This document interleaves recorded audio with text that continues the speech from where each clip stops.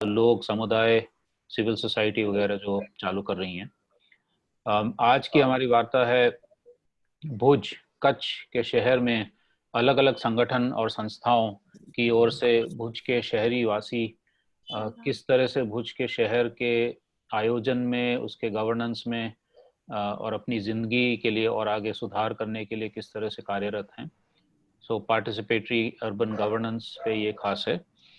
ये जो पूरी श्रृंखला है, सृष्टि आगे चलें।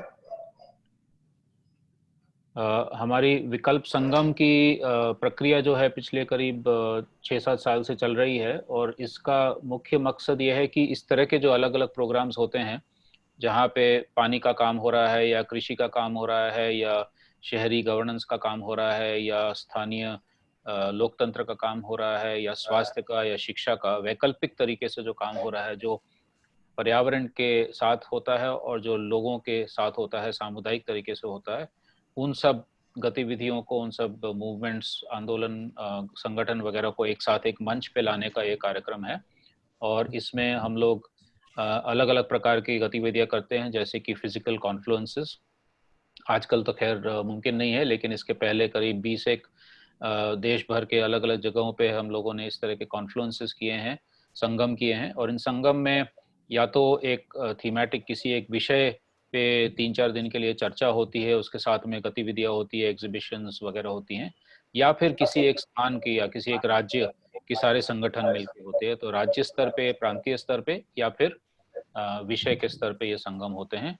इसके साथ में देश भर में ये जो गतिविधियां हो रही हैं उसका एक डॉक्यूमेंटेशन, दस्तावेजीकरण और उसकी कहानियां उभारना, उसकी फिल्में बनाना और उसको फिर एक वेबसाइट, ये vikalpsangam.org जो वेबसाइट है, इसमें अभी करीब 1400-1500 इस तरह की कहानियां या पर्सपेक्टिव्स हैं। आप जरूर देखें इसको और इसमें कंट्रीब्यूट करें, अलग अलग भाषाओं में ये है।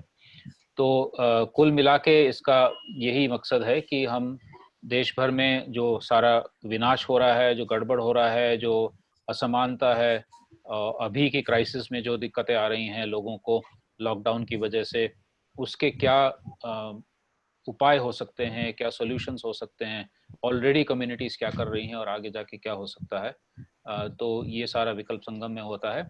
आगे जाके जब ये चर्चा खत्म हो जाएगी तो इस जो अभी आपने 5 स्फीयर्स का एक चित्र देखा, उस पे हम लोग थोड़ी और चर्चा करेंगे।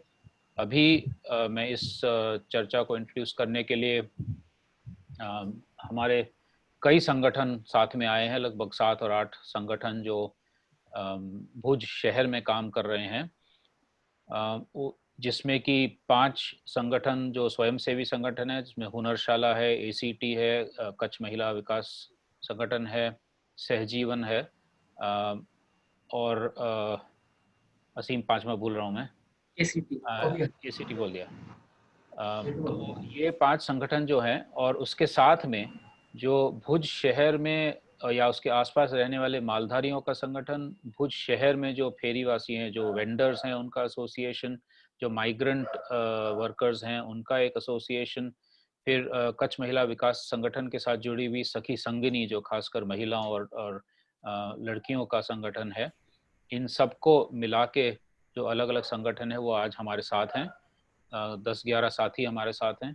और असीम भाई को मैं बोलूँगा, जो असीम जो है इस होम्स इन द सिटी जो प्रोग्राम है जिसमें ये सारे संगठन एक साथ काम कर रहे हैं भुज शहर में, असीम भाई उसका कोऑर्डिनेशन करते हैं।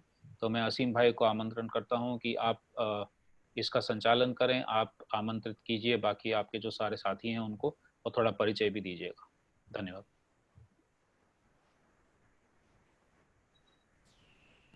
थैंक्स आशीष भाई। सबसे पहले तो मैं कल्पब्रिज का और विकल्प संगम टीम को धन्यवाद देना चाहूँगा, जिन्होंने आज का वेबिनार आयोजित किया है और एचआईसी को अपनी बातें यहाँ पे रखने का एक अपॉर्चुनिटी, अवसर हमें दिया है। मैं एक छोटा सा पीपीटी है उसके माध्यम से होम सिटी एक्चुअली प्रोग्राम है क्या और ये किस तरीके से भुज में अलग अलग संगठन और अलग अलग सिविल सोसाइटी ऑर्गेनाइजेशन एक साथ मिलके कैसे काम करते हैं वो बताने की कोशिश करूंगा। नेक्स्ट है। तो भुज एक ऐतिहासिक शहर है जो 16th सेंचुरी में राव हमीर जी के द्वारा बसाया गया था और ये गुजरात के वेस्टर्न पार्ट में लोकेटेड है। अर्थक्वेक जो 2001 में आया वह एक मेजर चेंज लाया भुज सिटी में, सोशल, इकोनॉमिक और डेमोग्राफिक चेंज। और इसके बाद ही, अर्थक्वेक के बाद ही सिटी को रिंग रेडियल पैटर्न में डेवलप किया गया आउटसाइड जो ओल्ड सिटी था उससे, और 4 रिलोकेशन साइट डेवलप की गई। 2011 के जनगणना के अनुसार भुज में लगभग 1,00,000-1,50,000 के आसपास पॉपुलेशन रहती है। आज के टाइम में शायद ये 2 लाख के आसपास है और पूरा सिटी 11 वार्ड्स में डिवाइडेड है। Basically home in the city एक कलेक्टिव इनिशिएटिव है सिविल सोसाइटी ऑर्गेनाइजेशंस का, सीबीओज का, और जो लोग भुज के नागरिक हैं उनका। और इसका मेन एम है कि जो भी वल्नरेबल कम्युनिटीज हैं उनको ऑर्गेनाइज करना, एम्पावर करना, उनका डेमोक्रेटिक सेटअप में उनका पार्टिसिपेशन इंश्योर करना और उनका एक्सेस टू बेसिक सर्विसेज और सोशल सिक्योरिटी को इंश्योर करना। एक्चुअली जब 2008 में 5 ऑर्गेनाइजेशंस इकट्ठा हुई और उन्होंने HIC को इंट्रोड्यूस किया, उस समय ये 3 प्रिंसिपल्स उन लोगों ने ले डाउन किए, जो अभी भी वो जो भी प्रोग्राम में जो भी एक्टिविटीज होती हैं हम उसमें ये 3 चीज़ों को फॉलो करते हैं। पहला प्रिंसिपल है प्रमोट डेमोक्रेटिक डिसेंट्रलाइजेशन। यहाँ पे जब हम डिसेंट्रलाइजेशन की बात करते हैं तो वो सिर्फ गवर्नेंस, डिसेंट्रलाइज्ड गवर्नेंस नहीं होता है, बल्कि डिसेंट्रलाइज्ड सर्विसेज और की भी बात हम करते हैं। Promote equity, social and economic equity हमारा दूसरा प्रिंसिपल है। और तीसरा प्रिंसिपल है कि जो भी हम करते हैं उसको देखते हैं कि वो इकोलॉजिकली कंड्यूसिव होना चाहिए। तो ये 3 प्रिंसिपल्स को फॉलो करते हुए ये एंटायर प्रोग्राम लीड करता है। HIC के ये 5 फाउंडर ऑर्गेनाइजेशन है जिन्होंने इनिशिएट किया था 2008 में। इसमें से सेतु बेसिकली डिसेंट्रलाइज्ड पार्टिसिपेटरी गवर्नेंस पे फोकस करता है। हुनरसाला इनोवेटिव डिजाइन, बिल्डिंग मटेरियल और ट्रेडिशनल नॉलेज के कंजर्वेशन पे फोकस करता है। Arid communities and technology, short form में ACT बोलते हैं, ये डिसेंट्रलाइज्ड पार्टिसिपेटरी वाटर मैनेजमेंट पे फोकस करते हैं। कच्छ महिला विकास संगठन जेंडर इक्विटी और जस्टिस पे काम करती है। और सहजीवन बायोडाइवर्सिटी कंजर्वेशन पे फोकस करता है। Next slide.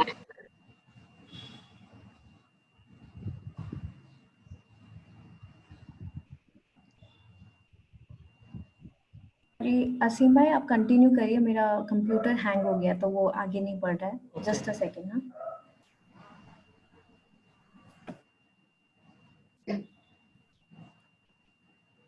तो प्लीज कंटिन्यू टॉकिंग। ठीक है।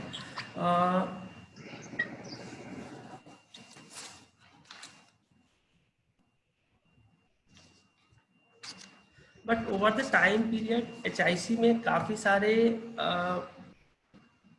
इशू बेस्ड कलेक्टिव्स भी फॉर्म हुए हैं, जिसमें सखी संगिनी है। सखी संगिनी बेसिकली एक कलेक्टिव है जो पॉवर्टी पॉकेट्स में महिलाएं रहती है उनका, और आज के टाइम में लगभग 3000 के आसपास मेंबर्स हैं सखी संगिनी के। इसी तरीके से जल स्रोत स्नेह संवर्धन समिति है जो बेसिकली वाटर के जल के संवर्धन के लिए, आर्गुमेंटेशन के लिए काम करती है। हमारा कैटल रियरर्स एसोसिएशन भी है, जिसको यहाँ पे भुज शहर पशु उच्छेरक मालधारी संगठन बोलते हैं, जो बेसिकली कैटल रियरर्स का जो राइट्स है, grazing, access to grazing land है, वाटर है, उसके लिए उनके राइट्स बेस्ड इशू पे काम करती है। साथ ही हम लोग यहाँ पर माइग्रेंट्स एसोसिएशन, स्ट्रीट वेंडर्स का एसोसिएशन और एक संवेदना करके कलेक्टिव है जो फीमेल सेक्स वर्कर्स का है, वो अभी तक फॉर्म किया गया है। ये सिटी लेवल पे हमारे कलेक्टिव्स हैं, बट साथ में एरिया लेवल पे भी हमारे कुछ कलेक्टिव्स हैं, जैसे वार्ड कमेटीज है, एरिया कमेटीज है और वाटर मैनेजमेंट कमेटीज हैं। तो ये 5 ऑर्गेनाइजेशंस हैं और ये सिटी लेवल पे और एरिया लेवल पे कलेक्टिव्स हैं जो ओन बाय सिटीजन्स हैं। नेक्स्ट। अब इस स्लाइड में हम लोगों ने ये जो इंटरलिंकेजेज है, क्योंकि काफी सारे स्टेक होल्डर्स हैं, तो वो कैसे एक साथ काम करते हैं वो दिखाने की कोशिश की गई है। सेतु और KMBS हमारे जो ये सोशल ऑर्गेनाइजेशंस हैं, ये डायरेक्टली कम्युनिटी के साथ काम करते हैं। एसीटी, हुनरशाला और सहजीवन हमारे टेक्निकल पार्टनर्स हैं। तो ये सोशल ऑर्गेनाइजेशन, ये टेक्निकल ऑर्गेनाइजेशन के साथ मिल करके हमारे वार्ड कमिटीज के साथ काम करते हैं। अभी तक भुज में 11 वार्ड है, तो उसमें से लगभग 7 वार्ड में वार्ड कमिटीज फॉर्म की जा चुकी हैं। तो जो भी काम होता है वो वार्ड कमेटी के थ्रू फॉर्मल प्लानिंग करके, वार्ड प्लानिंग के थ्रू वार्ड में जो भी डेवलपमेंट का काम होता है उसके लिए बजट एलोकेट कराने का प्रयास किया जाता है यहाँ पे। साथ ही जो हमारे एसोसिएशंस बने हुए हैं वो भी अपने कामों को वार्ड प्लानिंग में वार्ड कमेटी के थ्रू ले आने की कोशिश करते हैं, और साथ ही साथ वो डायरेक्टली भी भुज म्यूनसिपैलिटी या जो पब्लिक डिपार्टमेंट्स हैं उनके साथ ये काम करते हैं। और ये एसोसिएशंस हो या वार्ड कमेटीज हो, वो इन ऑर्गेनाइजेशंस के साथ मिल करके प्लानिंग का काम करते हैं। उसको किस तरीके से एडवोकेसी और डायलॉग करना है, ये साथ में मिल करके काम करते हैं। तो इस तरीके से कुछ इंटरलिंकेज हमारे वहाँ अभी तक बना हुआ है जिसके तहत वो काम करते हैं। नेक्स्ट, ये गवर्निंग स्ट्रक्चर है। बेसिकली HIC फेलोशिप मोड में काम करता है। हमारे पास सारे फेलोज हैं। कुछ तो फेलोज हैं जो इंस्टीट्यूशनल फेलोज बोलते हैं, जो इन 5 पार्टनर ऑर्गेनाइजेशंस में से हैं, जो लीड करते हैं।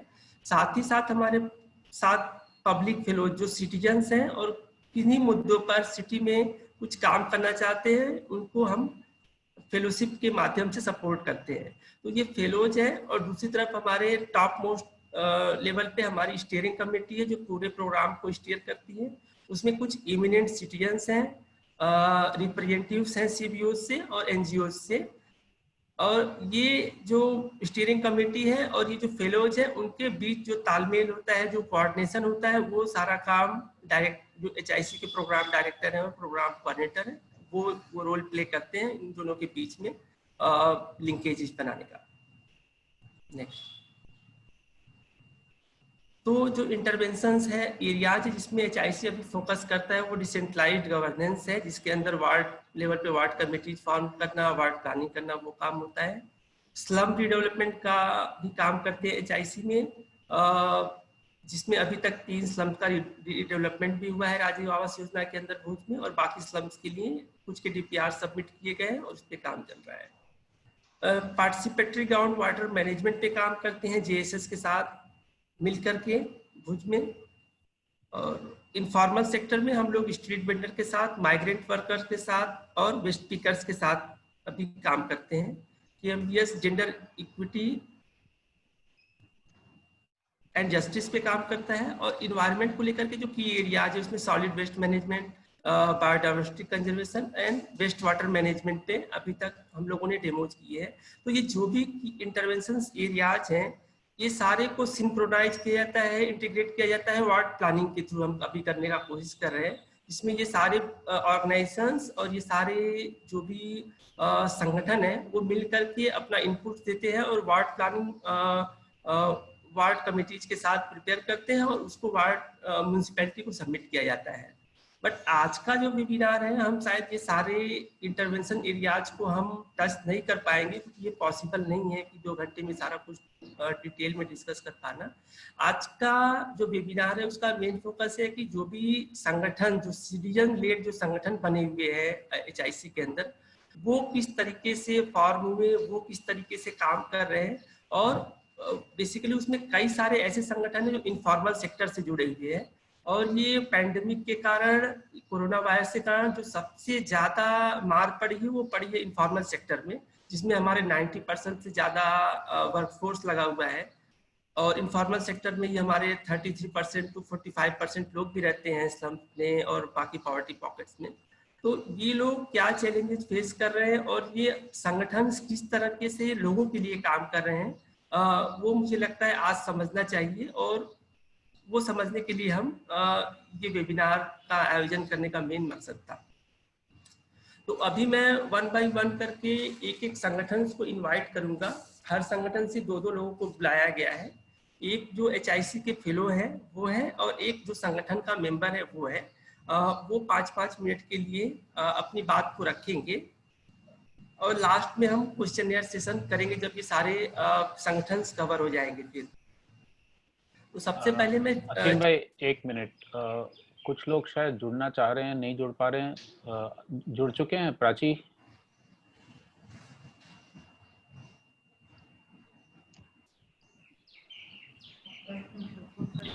विनय, रूम ओपन है ना? Yes, it is open. Yes, room open है। और पूर्णिमा जी का मैसेज भी आ रहा है कि वो सुन नहीं पा रहे हैं। पूर्णिमा, हम सभी तो सुन पा रहे हैं असीम को, आपके शायद उसमें इशू है। हाँ, हेडफोन्स लगा लीजिए जिसके पास। ठीक है असीम भाई, please carry on. Okay, just one more thing, मैं बस ये जानना चाहता कि अभी इंग्लिश चैनल में कौन है जिनको, who is the person who is using the English interpretation? If there is anyone, they can just let us know in the chat box, because we have one person who is doing the translation. If it is not needed, then we don't have to do that. But if it is even one person, we will do the translation.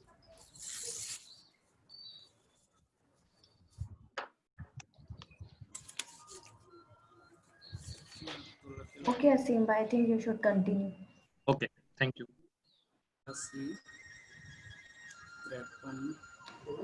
तो मैं पहले जो जल स्रोत स्नेह संवर्धन समिति है उसमें से हमारे साथ अरुण भाई बचराजानी हैं जो मेंबर है जेएसएस के, और ये जो एचआईसी की स्टीयरिंग कमेटी है उसमें एज ए सिटीजन भी ये रिप्रेजेंट करते हैं। तो अरुण भाई हैं और मनीषा बेन जाडेजा है जो एचआईसी की फेलो हैं और एसीटी के साथ काम करती हैं काफी वर्षों से। तो ये दोनों लोग को मैं बोलूँगा कि ये हमें जेएसएस के काम के बारे में थोड़ा बताएं यहाँ पे।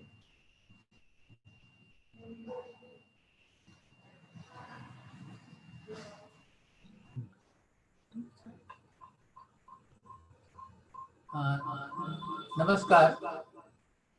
जल स्रोत स्नेह संवर्धन समिति, जैसे कि नाम बताता है, हमारे कच्छ के एरिया में जल स्रोत का संशोधन करना, संवर्धन करना और पानी का मैनेजमेंट करने में ये संस्था काम करती है। 2007 से ये संस्था का स्थापना हुई है और तब से आज तक कई सेक्टर में उन लोगों ने काम किया है। मेरे साथ यहाँ मनीषा बैठी है, वो उसको आपको डिटेल में बताएगी। नेक्स्ट। हेलो, मैं आपको ये बताऊंगी कि ये जल स्रोत स्नेह संवर्धन समिति जो अरुण एक मिनट, सॉरी मनीषा बहन और अरुण भाई, आपका एको हो रहा है बहुत आवाज। तो जब आप में से कोई भी एक बोल रहा हो तो प्लीज दूसरा वाला म्यूट कर दे, क्योंकि आप लोग एक ही रूम में बैठे हैं। तो अभी अगर मनीषा बहन बोल रहे हैं तो अरुण भाई आप प्लीज अपना माइक म्यूट कर दें प्लीज। क्या उन्होंने म्यूट कर दिया है। ये जल स्रोत स्नेह संवर्धन समिति का पूरा जर्नी जो है वो 2006 से शुरू हुआ। 2006 से हमने अवेयरनेस के माध्यम से लोगों को इसमें जोड़ना शुरू किया था और 2007 में ये कमेटी फॉर्म हुई। धीरे धीरे उसमें सिटीजन्स जुड़ते गए और उन्होंने अपने जो कार्य है वो डिसाइड किए हैं, जैसे कि अवेयरनेस करना, इंफॉर्मेशन कलेक्ट करना, मॉनिटरिंग करना और कुछ डेमोन्स्ट्रेशन और स्टडीज करना। तो ऐसे ऐसे धीरे धीरे ये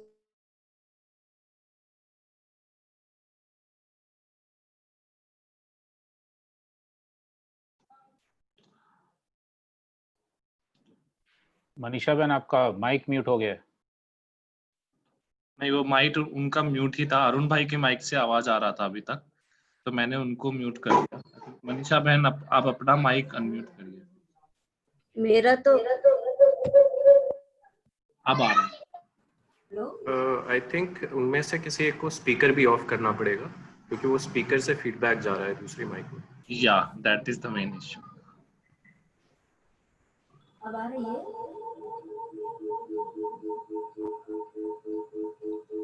आप लोग एक काम कर सकते हैं क्या? क्या आप एक ही कंप्यूटर से बात कर सकते हैं?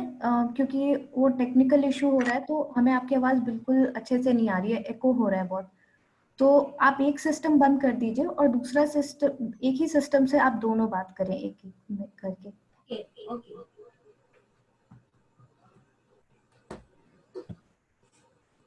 हेलो, मनीषा प्लीज कंटिन्यू, आप बात करें।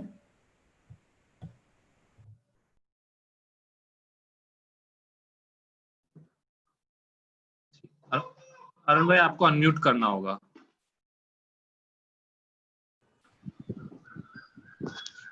जी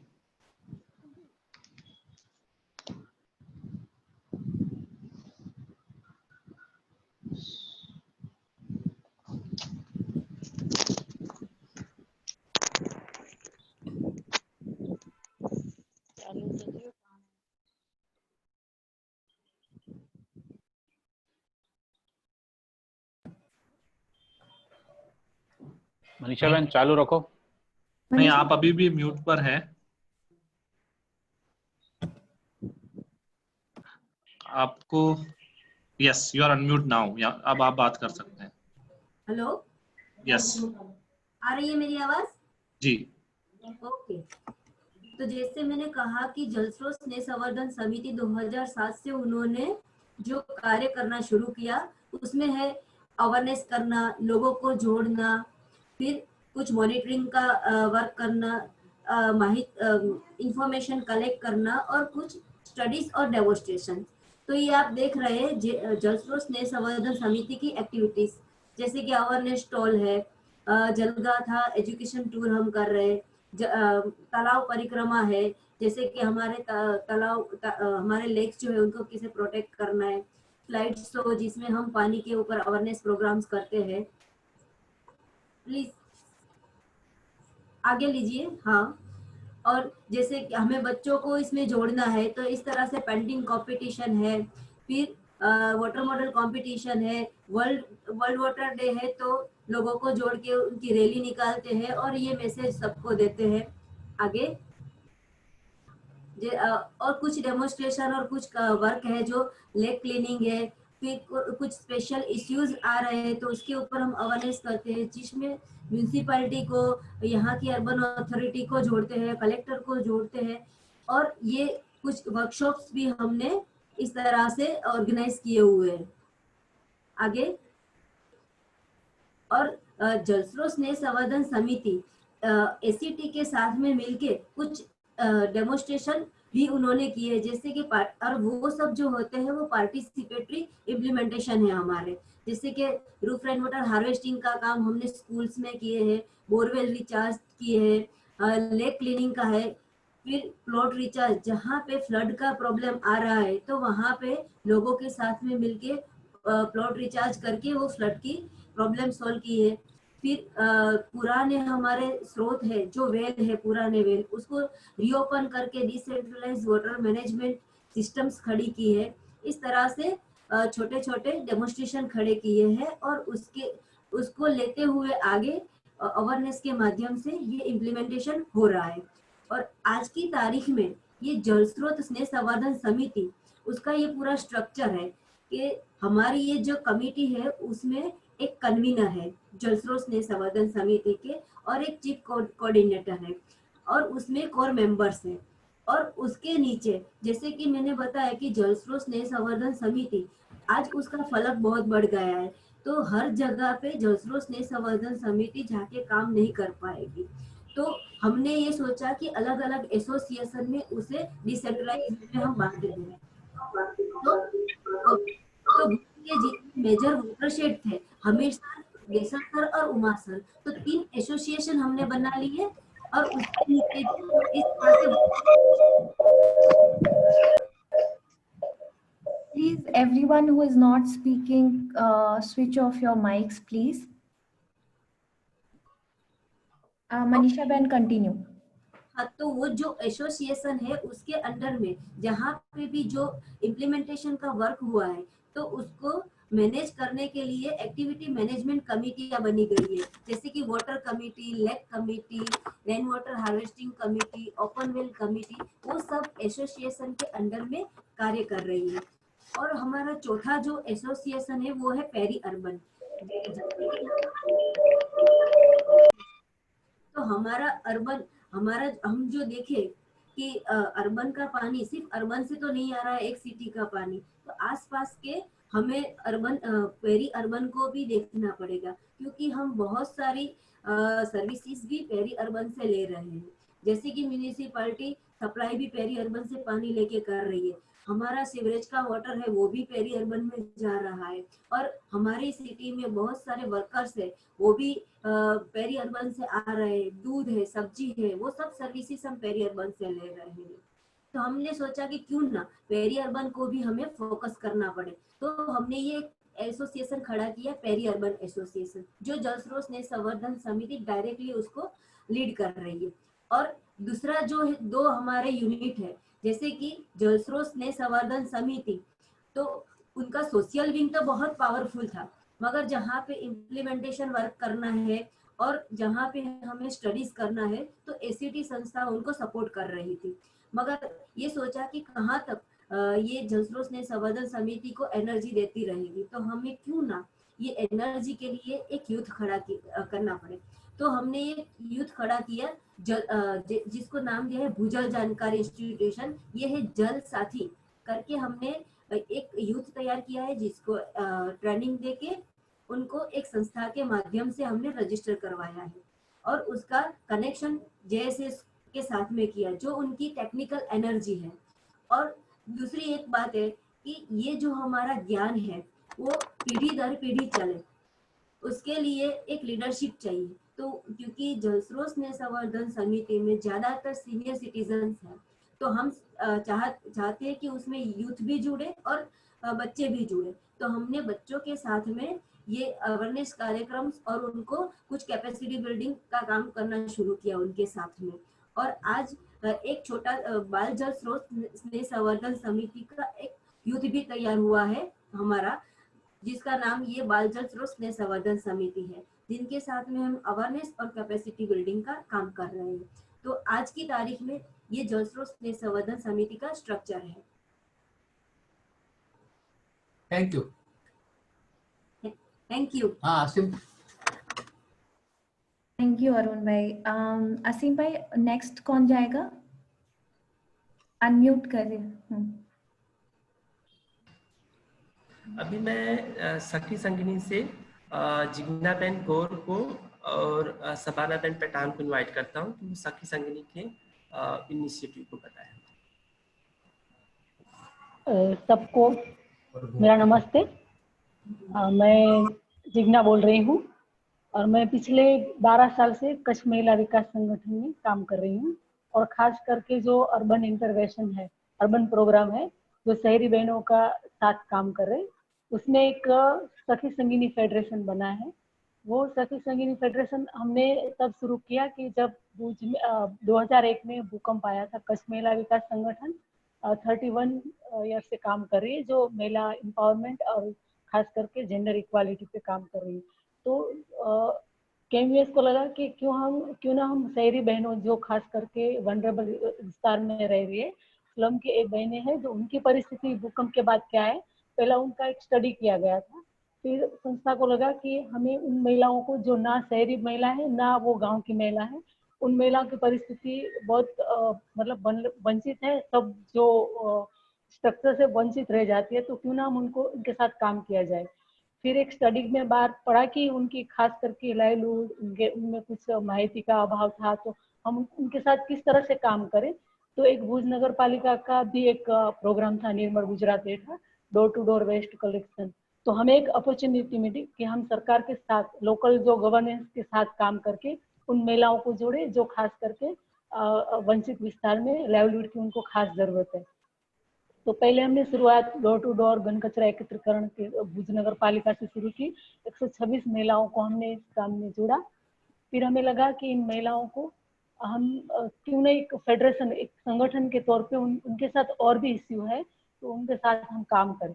तो सखी संगिनी फेडरेशन में हम अलग अलग एक self help group SHG group बनाया। तो सेल्फ हेल्प ग्रुप के माध्यम से हमने 3000 महिलाओं को जुड़ा और अभी एक सखी संगिनी फेडरेशन 2013 में लॉन्च किया गया, वो रजिस्ट्रेशन किया गया है। तो हम काफी सारे अलग अलग काम कर रहे हैं। वो सखी संगिनी में क्या क्या एक्टिविटी हो रही है, क्या क्या काम कर रहे हैं सखी से, और एडोलेसेंट गर्ल्स के साथ भी क्या क्या काम कर रहे हैं, वो मेरे साथ सखी संगिनी का वाइस प्रेसिडेंट शबाना बेन भी है, वो भी आपको क्या क्या काम हो रहा है वो बताएगी। नमस्ते फ्रेंड, मैं शबाना पठान। पहले जब सखी संगिनी में शुरुआत हुई तब डोर टू डोर कलेक्शन से शुरू हुई। उसके बाद हम लोगों ने बहनों को एसएचजी ग्रुप के माध्यम से जोड़ा।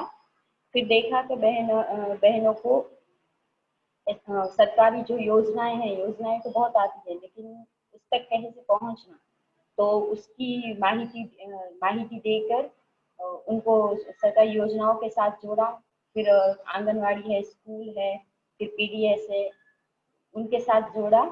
और एडोलेसेंट गर्ल्स है जो उनको भी एकत्रित करके उनके क्या सपने हैं, उनके क्या गोल हैं, उसके साथ भी हम लोगों ने काम करना शुरू किया। और पिछले 4 साल से हम लोग गर्ल्स के साथ काम कर रहे हैं। और साथ में हम सखी संगिनी के साथ काम करते गए फिर हमें लगा कि एसएचजी के माध्यम से तो वो जुड़े हैं, अपना वो छोटी मोटी जो जरूरतें वो पूरी कर रहे हैं, छोटा छोटा जो लोन लेके वो अपने सामाजिक आर्थिक परिस्थिति को वो बदलाव के रूप में लेके जा रहे हैं। इनके खुद के प्रश्न क्या है, उनके सामाजिक प्रश्न क्या है, उनके एरिया में किस तरह से वो उनको लीडरशिप की भूमिका में आए। तो ऐसे हमने एक अलग अलग जो हमारा में कोर कमेटी बनाया और उन कोर कमेटी के माध्यम उनको लीडरशिप की भूमिका मिले, उसके माध्यम से उनके एरियाओं को, उनमें महिलाओं को हमने एक एसएचजी की कोर कमेटी बनाई। सेल्फ हेल्प ग्रुप का भी संचालन करने के लिए एक टीम खड़ी की। फिर जो शबाना बेन ने बताया कि एक गवर्नेंस जो सरकारी रेगुलर स्कीम है, खास करके पीडीएस सिस्टम है, वो भी महिलाओं को जो मिलने पात्र है वो मिले अपने एरिया में। आंगनवाड़ी है तो वो सिस्टम भी अच्छी तरह से चले, और जो पेरेंट्स में और बच्चे में भी और सरकार की तरफ से क्या क्या मिलता है वो भी किस तरह से मिले, तो उसमें भी एक कोर कमेटी तैयार की गई, लीडर बहनों को तैयार किया गया। और जो एडोलेसेंट गर्ल्स पे काम हो रहा है तो उसमें भी काफी सारी लड़कियों को अपने एरिया में वो बदलाव की प्रक्रिया में अपना जो सपना वो देख रही है, वो किस तरह से वो अपने घर से शुरुआत करे, डायलॉग करना कि मुझे पढ़ना है या मुझे अभी शादी नहीं करनी है।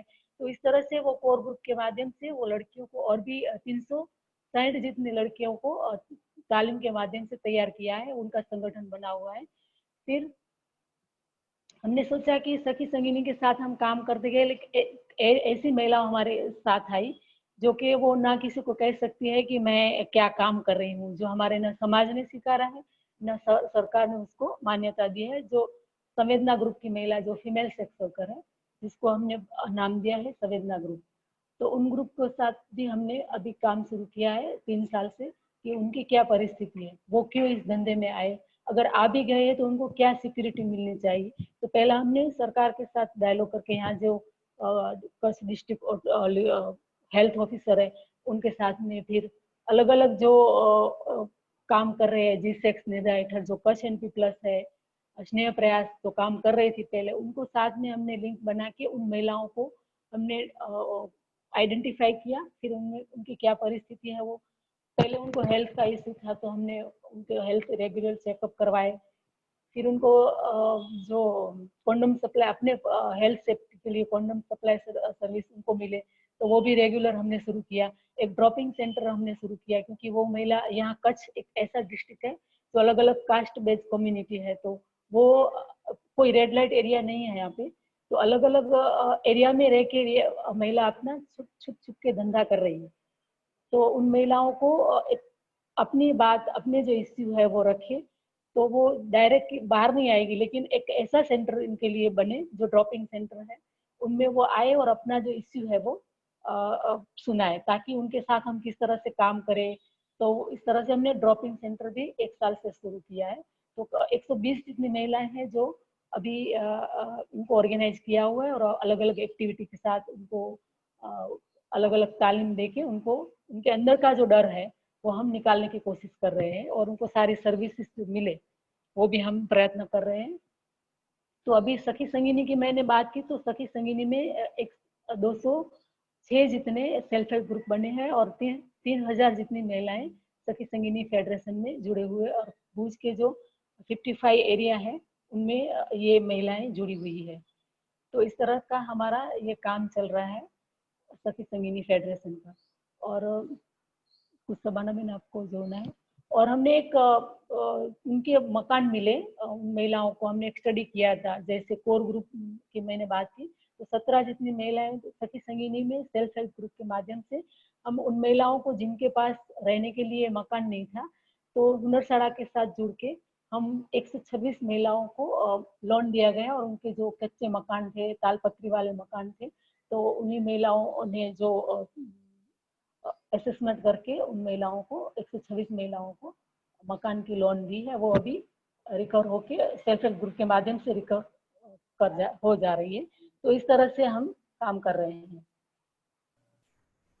और जो महिलाएं हैं जिनको अपना खुद का बिजनेस कुछ काम धंधा करना है तो ऐसी महिलाओं को भी हम इससे लोन के माध्यम से वो लोग अपना घर बैठे अपना धंधा रोजगार शुरू करते, ऐसा भी हम लोगों ने उनको लोन किया है।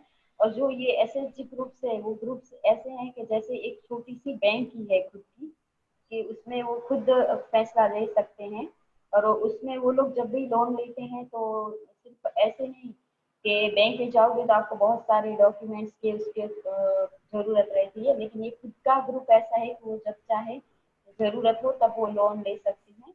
सबाना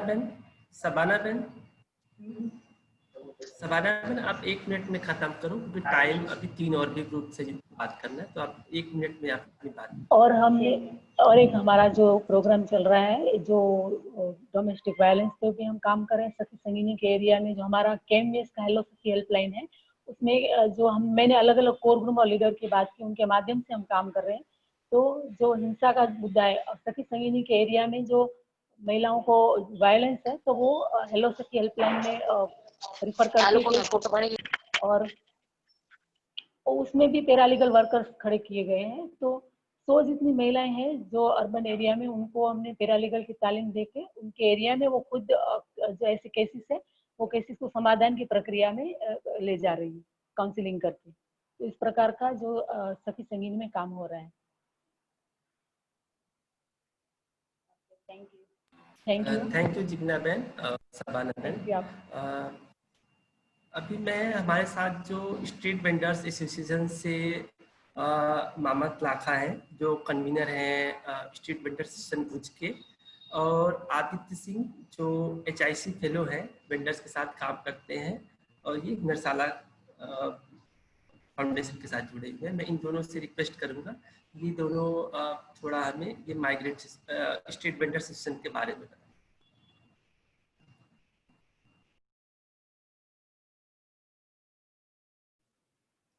हेलो, हाँ आवाज आई मेरी? आ रही। हाँ ठीक है। हेलो, मेरा नाम मोहम्मद है और मैं भुज के अंदर काम करता हूँ स्ट्रीट वेंडर के साथ। खास करके स्ट्रीट वेंडर के अंदर जो भुज है वहां पर 2016 में सबसे पहले एक पुलिस ऑफिसर जो आया था तो उसने काफी जगह पर स्ट्रीट वेंडर्स को सबसे ज्यादा परेशान किया था और उन्होंने काफी स्ट्रीट वेंडर को कुछ भी तरीके से नोटिस दिए बिना या कुछ भी बताए बिना सिर्फ उसको ये कह दिया कि आप रोड की साइड पर नहीं खड़े रह सकते, आप अपना काम बंद कर दो, और उन्होंने बंद कर दिया। उस वक्त वहां पर पहले से कुछ सोशल एक्टिविटीज सेतु के साथ और कर रहा था मैं, इसलिए कुछ लोगों ने बताया कि भाई यहाँ पर आओ। तो हमें स्ट्रीट वेंडर एक्ट के बारे में कुछ पता नहीं था, लेकिन सीधे ही उस PSI के साथ बात की तो उन्होंने कुछ सुना नहीं हमारा और उन्होंने हमें भगा दिया। उसके बाद हमने वहां पर धरना किया और सारे स्ट्रीट वेंडर को वहां पर बैठा दिया। SP और DYSP से हमने बात किया तो उन्होंने इस मुद्दे पर डिस्कशन के लिए हमको बुलाया, लेकिन तब तक में जो हुनरशाला से आदित्य जी थे तो उन्होंने हमको ये बताया कि स्ट्रीट वेंडर के लिए एक्ट है और उस एक्ट के मुताबिक आप स्ट्रीट वेंडर के साथ काम कर सकते हैं। तो फिर पूरा एक्ट जो है वो लेकर हमने उच्च ऑफिसर जो थे हमारे यहाँ पर, एसपी, डीवाईएसपी वगैरह, उनको जब सारी बात बताई तब उन्हें पता चला कि स्ट्रीट वेंडर के लिए कुछ एक्ट है। और हमें भी आदित्य जी के माध्यम से ये पता चला कि जो स्ट्रीट वेंडर का एक्ट है उसके लिए काफी कुछ प्रावधान है। स्ट्रीट वेंडर के लिए वेंडिंग जोन का प्रावधान है, उनको पहचान पत्र देने का म्युनिसिपैलिटी की जिम्मेवारी है, और ये सारी कुछ जो सुविधाएं हैं उनको मिलनी चाहिए, वो नहीं मिल रही थी, और अब तक भुज में वो सब ऐसे ही चल रहा था। तो वो सारा म्युनिसिपैलिटी के साथ बातचीत करके हमने वो सारे स्ट्रीट वेंडर का एक आंकड़ा सर्वे करवाया, डेटाबेस सर्वे, और सर्वे होने के बाद पता चला कि करीब 1174 जितने स्ट्रीट वेंडर अभी यहाँ पर भुज के अंदर हैं, और करीब 800 जितने स्ट्रीट वेंडर हैं जिनका अभी रजिस्ट्रेशन नहीं हुआ है। अभी करीब 1500-1600 स्ट्रीट वेंडर के साथ काम कर रहे हैं, जिसमें 400 जितने स्ट्रीट वेंडर हैं जो हमारे साथ रेगुलर जुड़े हुए हैं। और इन स्ट्रीट वेंडर के रोज बरोज के इश्यू जो हैं वो तो हम सॉल्व करते ही रहते हैं अलग अलग जगहों पर जाकर, लेकिन उसके अलावा जो टेक्निकल जो जरूरतें हैं उनकी, जैसे कि स्ट्रीट वेंडर एक्ट में जो कुछ प्रावधान है उनके लिए, जो कुछ उनके अधिकार हैं, उनके लिए भी गवर्नमेंट के साथ अलग अलग तरीके से हम लोग उनके साथ बातचीत करते हैं, पत्र व्यवहार करते हैं। और ये सारा जो है हुनरशाला से आदित्य जी के पास से टेक्निकल इंफॉर्मेशन, असीम जी की मदद से, और ये सारी जो सुविधाएं हैं उनको किस तरीके से मिले, और म्युनिसिपैलिटी किस तरीके से इन स्ट्रीट वेंडर के लिए वेंडिंग जोन बनाए, उनको जो है वेंडिंग जोन के अंदर जो उनकी जरूरतें हैं, शौचालय है, पानी है पीने का, और ये सारी सुविधाएं मुहैया कराए, इसके लिए हमारी कोशिशें स्ट्रीट वेंडर के साथ चालू है। 2-3 स्ट्रगल यहाँ पर हुए जिसके अंदर भी स्ट्रीट वेंडर को ऐसा लगा कि ये जो संस्थाएं हैं या एनजीओ यहाँ पर काम कर रही है तो ये सारे हमारे हित के लिए काम कर रही है, और एक तरीके से उनको जब मुसीबत आती है तब मुसीबत के समय उनके साथ खड़े रहकर हमने उनका विश्वास जो है सबसे ज्यादा जीता है, ताकि वो लोग हम पे भरोसा करें। और अब ज्यादा से ज्यादा स्ट्रीट वेंडर जो है वो हमारे साथ आते रहते हैं, उनके रोज बरोज के कुछ ना कुछ इशू पर वो हमें कॉल भी करते हैं, बुलाते भी हैं, हम जाते भी हैं। और इस तरीके से स्ट्रीट वेंडर को हमने उनका जो एक संगठन भी यहाँ पर बनाया है भुज में, जिसका नाम भुज शहर शेरी फेरिया संगठन दिया हुआ है। और नेशनल लेवल पे जो भी हमने एनएचएफ और नासवी के साथ जुड़ने की हमारी कोशिशें चल रही है, और काफी उनके 1-2 प्रोग्राम के अंदर भी हम भुज से कुछ स्ट्रीट वेंडर को ले गए हैं और उनको एक एक्सपोजर भी करवाया है। और वो स्ट्रीट वेंडरों को पूरा भरोसा है कि हम जो है यहाँ पर जो स्ट्रीट वेंडर के लिए काम हो रहा है उसके अंदर हम लोगों के हमारे अधिकार और हमारी जो राइट्स हैं उसके लिए ये हम लोग मिलजुल कर काम कर सकते हैं। आज कुछ स्ट्रीट वेंडर जो पहले म्युनिसिपैलिटी या पुलिस के सामने बात करने से भी डर रहे थे, तो आज उनको जो राइट्स है 2014 के एक्ट के तहत उसके बारे में काफी कुछ इंफॉर्मेशन देने के बाद वो खुद पुलिस और म्युनिसिपैलिटी को पूछने लगे हैं कि भाई ये सब तो हमारे राइट्स हैं, कानून ने हमें दिए हुए हैं, फिर आप लोग बार बार हमें किस तरीके से परेशान करते हैं। इस तरीके से स्ट्रीट वेंडर में भुज के अंदर काफी जागृति आई है। मेरे साथ आदित्य जी भी हैं, जो अगर मैं कुछ मिस कर रहा हूँ या उन्होंने जो कुछ सहयोग दिया है हमें, वो मैं आदित्य जी से गुजारिश करूंगा कि वो भी जोड़ सके इसमें।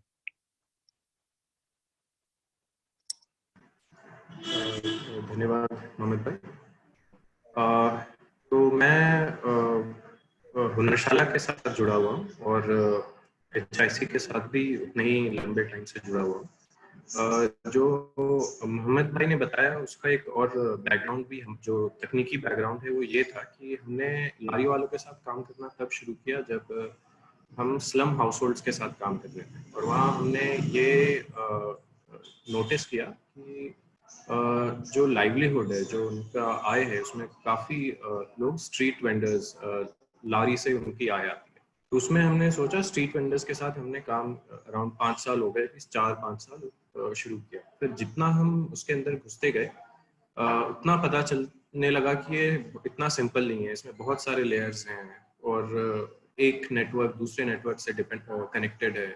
और फिर हमने इस अपने स्टडी को धीरे धीरे आगे बढ़ाना शुरू किया और स्ट्रीट वेंडर्स के साथ साथ हमने ये समझ आया कि हमें स्ट्रीट्स को भी स्टडी करना पड़ेगा कि सड़क किसको कहते हैं, और क्योंकि उससे जो पॉलिसी का इम्पैक्ट है, जो स्ट्रीट वेंडर्स एक्ट का मतलब कैसे इंटरप्रेट कर रहे हैं, कैसे समझ रहे हैं, वो भी उस पर निर्भर था कि सड़क को क्या समझ रहे हैं। तो हमने फिर TISS Tata Institute of Social Sciences के साथ कोलैबोरेट किया और उसकी स्टडी हम अभी तक कंटिन्यू कर रहे हैं पिछले 3 सालों में, जिसमें हम सड़क की एक परिभाषा बनाने की कोशिश कर रहे हैं। और उसके जरिए हमें 2 साल बाद धीरे धीरे फायदा भी होना शुरू हुआ। जो मोहम्मद भाई ने अभी एविक्शंस जो उनको हटा दिया जाता है उसका उदाहरण दिया, उसमें जैसे ही तो फिर उनको समझ आता था कि नहीं, इन्हें पता है कि ये तो लिखा हुआ है, इसको नहीं कर सकते ऐसे। तो वो स्टडी भी हमने करनी शुरू कर दी और फिर धीरे धीरे उसमें सारे नेटवर्क्स की कैसे स्ट्रीट वेंडर्स जो स्ट्रीट पे हैं वो स्ट्रीट को कैसे पब्लिक स्पेस के जैसे देखें, जिसमें सबका अधिकार होता है, सिर्फ जो गाड़ियां हैं उनका ही अधिकार नहीं होता है, और उसको कैसे नेगोशिएट करें एक दूसरे के साथ, एक जितने भी स्टेक होल्डर्स हैं, ऑटो वाले, दुकान वाले, गाड़ी वाले, लारी वालों में भी हमने नोटिस किया कि अलग अलग क्लास है। तो सिर्फ स्ट्रीट वेंडर्स बोल देने से सारे स्ट्रीट वेंडर्स कवर नहीं होते हैं, और ना ही अगर हम सिर्फ मोबाइल या स्टेशनरी या कार्ट ऐसे बोल रहे हैं तो भी डिफाइन होते हैं। उसके अंदर कास्ट सिस्टम भी होता है, उसके अंदर रिलीजन भी होता है। तो वो कैसे समझें, उस कॉम्प्लेक्सिटी को हम कैसे पहुंचाएं सरकार तक या पॉलिसी तक, या दूसरे खुद जो स्ट्रीट लारी वालों का फेडरेशन हम बना रहे हैं, क्या उनके अंदर वो समझ आ रही है कि वो इस तरीके से अलग अलग डिफरेंसेस हैं। तो वो हमने समझने की कोशिश करी, और ये समझ अभी भी जारी है, और इसमें शायद और भी समझने की जरूरत पड़ेगी कि क्यों कुछ लोग को जमीन पे धंधा करना पड़ता है, क्यों कुछ लोग कार्ट पे जाते हैं। क्या ये सिर्फ क्या वो उनका धंधा क्या है इस पे डिपेंड नहीं होता है, बल्कि उनका सोशल स्टेटस क्या है उस पर भी डिपेंडेंट होता है। तो ये सारा काम हमने शुरू किया, और फिर दूसरा काम हमने इस समझ के साथ साथ जो स्ट्रीट वेंडर्स एक्ट है उसको भुज में कैसे इम्प्लीमेंट किया जाए सही तरीके से, उस पर हमने काम जारी किया, जिसके अंतर्गत जो स्ट्रीट लारी वालों जो संगठन बना है, और ऐसे संगठन जब नहीं बना था उसके पहले भी, उसकी माहिती लोगों तक कैसे पहुंचाए। और उसकी माहिती पहुंचाने से ही काफी टाइम लगा लारी वालों, क्योंकि जितने भी स्ट्रीट वेंडर्स थे उनको ऐसा लगता था कि वो जो कर रहे हैं वो गलत कर रहे हैं, वो किसी और के जगह पे जाके उस पर कब्जा करके वो धंधा कर रहे हैं।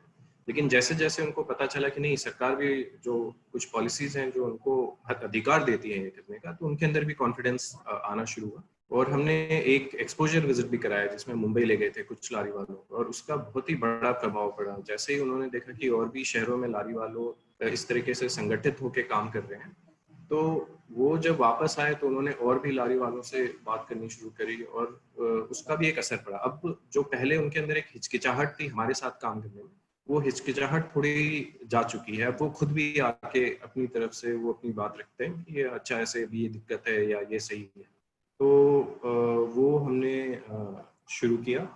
स्ट्रीट वेंडर्स एक्ट के इम्प्लीमेंटेशन के तहत हमारी बहुत ही कोशिश चल रही है कि जो टाउन वेंडिंग कमेटी है, जो लारी वालों की शहरी समिति होती है, उसको किस तरीके से सही तरीके से बनाया जाए। क्योंकि आज तक जो दूसरे शहरों में बना है, एक्सेप्ट आई थिंक रांची का एक एग्जाम्पल है जहाँ चुनाव के थ्रू बना है, बाकी देश में कहीं चुनाव के थ्रू शायद बना नहीं है। उसमें जो नगर पालिका के लोग होते हैं वही कुछ रैंडमली सेलेक्ट करके ऐसे लारी वालों को बिल्कुल खाना पूर्ति करने के लिए डाल देते हैं, और उनकी मीटिंग्स भी वैसी ही होती है। इनफैक्ट भुज में भी ऐसी 2 मीटिंग्स हुई थी जिसमें लारी वालों को बुलाया गया, उनको आइसक्रीम चाय खिला के सिग्नेचर लेके उनको वापस भेज दिया गया, और रिकॉर्ड में आ गया कि भाई टाउन वेंडिंग कमेटी की मीटिंग हो चुकी है। तो ये लगातार जारी है। सरकार की तरफ से हमें खास करके पिछले 3-4 सालों में काफी कठिनाई हो रही है काम करने में, और हमने ये भी देखा है कि जो एविक्शंस हैं वो पिछले 3 साल में काफी बढ़ चुके हैं। ये एक और मुद्दा है जिसमें जो बड़े मॉल्स हैं उनको पता है कि भुज जब धीरे धीरे बढ़ रहा है, यहाँ नया है और यहाँ का जो कैपिटल है वो बढ़ने वाला है, तो धीरे धीरे जो इनफॉर्मल इकोनॉमी है उसको कैसे स्टेट उसको बाहर धकेलने की कोशिश कर रही है वो भी देखा जा सकता है। और वो बहुत ही क्लियर है, जो हमने 5 साल में काम किया है, और हमें बिल्कुल ही जाहिर तरीके से वो दिखता है कि पिछले कुछ सालों में काफी बढ़ चुका है। एविक्शंस निकालना, उनको रेगुलराइज करना, उनको कहीं पीवीसी एसवीए को ही यूज करके उनको कैसे एविक्ट करें, उसके भी लूपहोल्स उन्होंने निकाले हैं। वेंडिंग जोन्स कैसे बनाए, उनमें वेंडिंग जोन्स को इस्तेमाल करके कैसे उनको एविक्ट करते हैं। तो ये जो हमारा काम है वो अभी भी जारी है और शायद अभी काफ़ी लंबा भी चलेगा। तो इतना था मेरी तरफ से। थैंक्स आदित्य भाई, थैंक्स मोहम्मद भाई। कुछ प्रश्न आए हुए हैं, इस पे शायद हम बाद में बात करेंगे क्योंकि वो आप चैट बॉक्स में पढ़ें, आशीष भाई ने डाला हुआ है।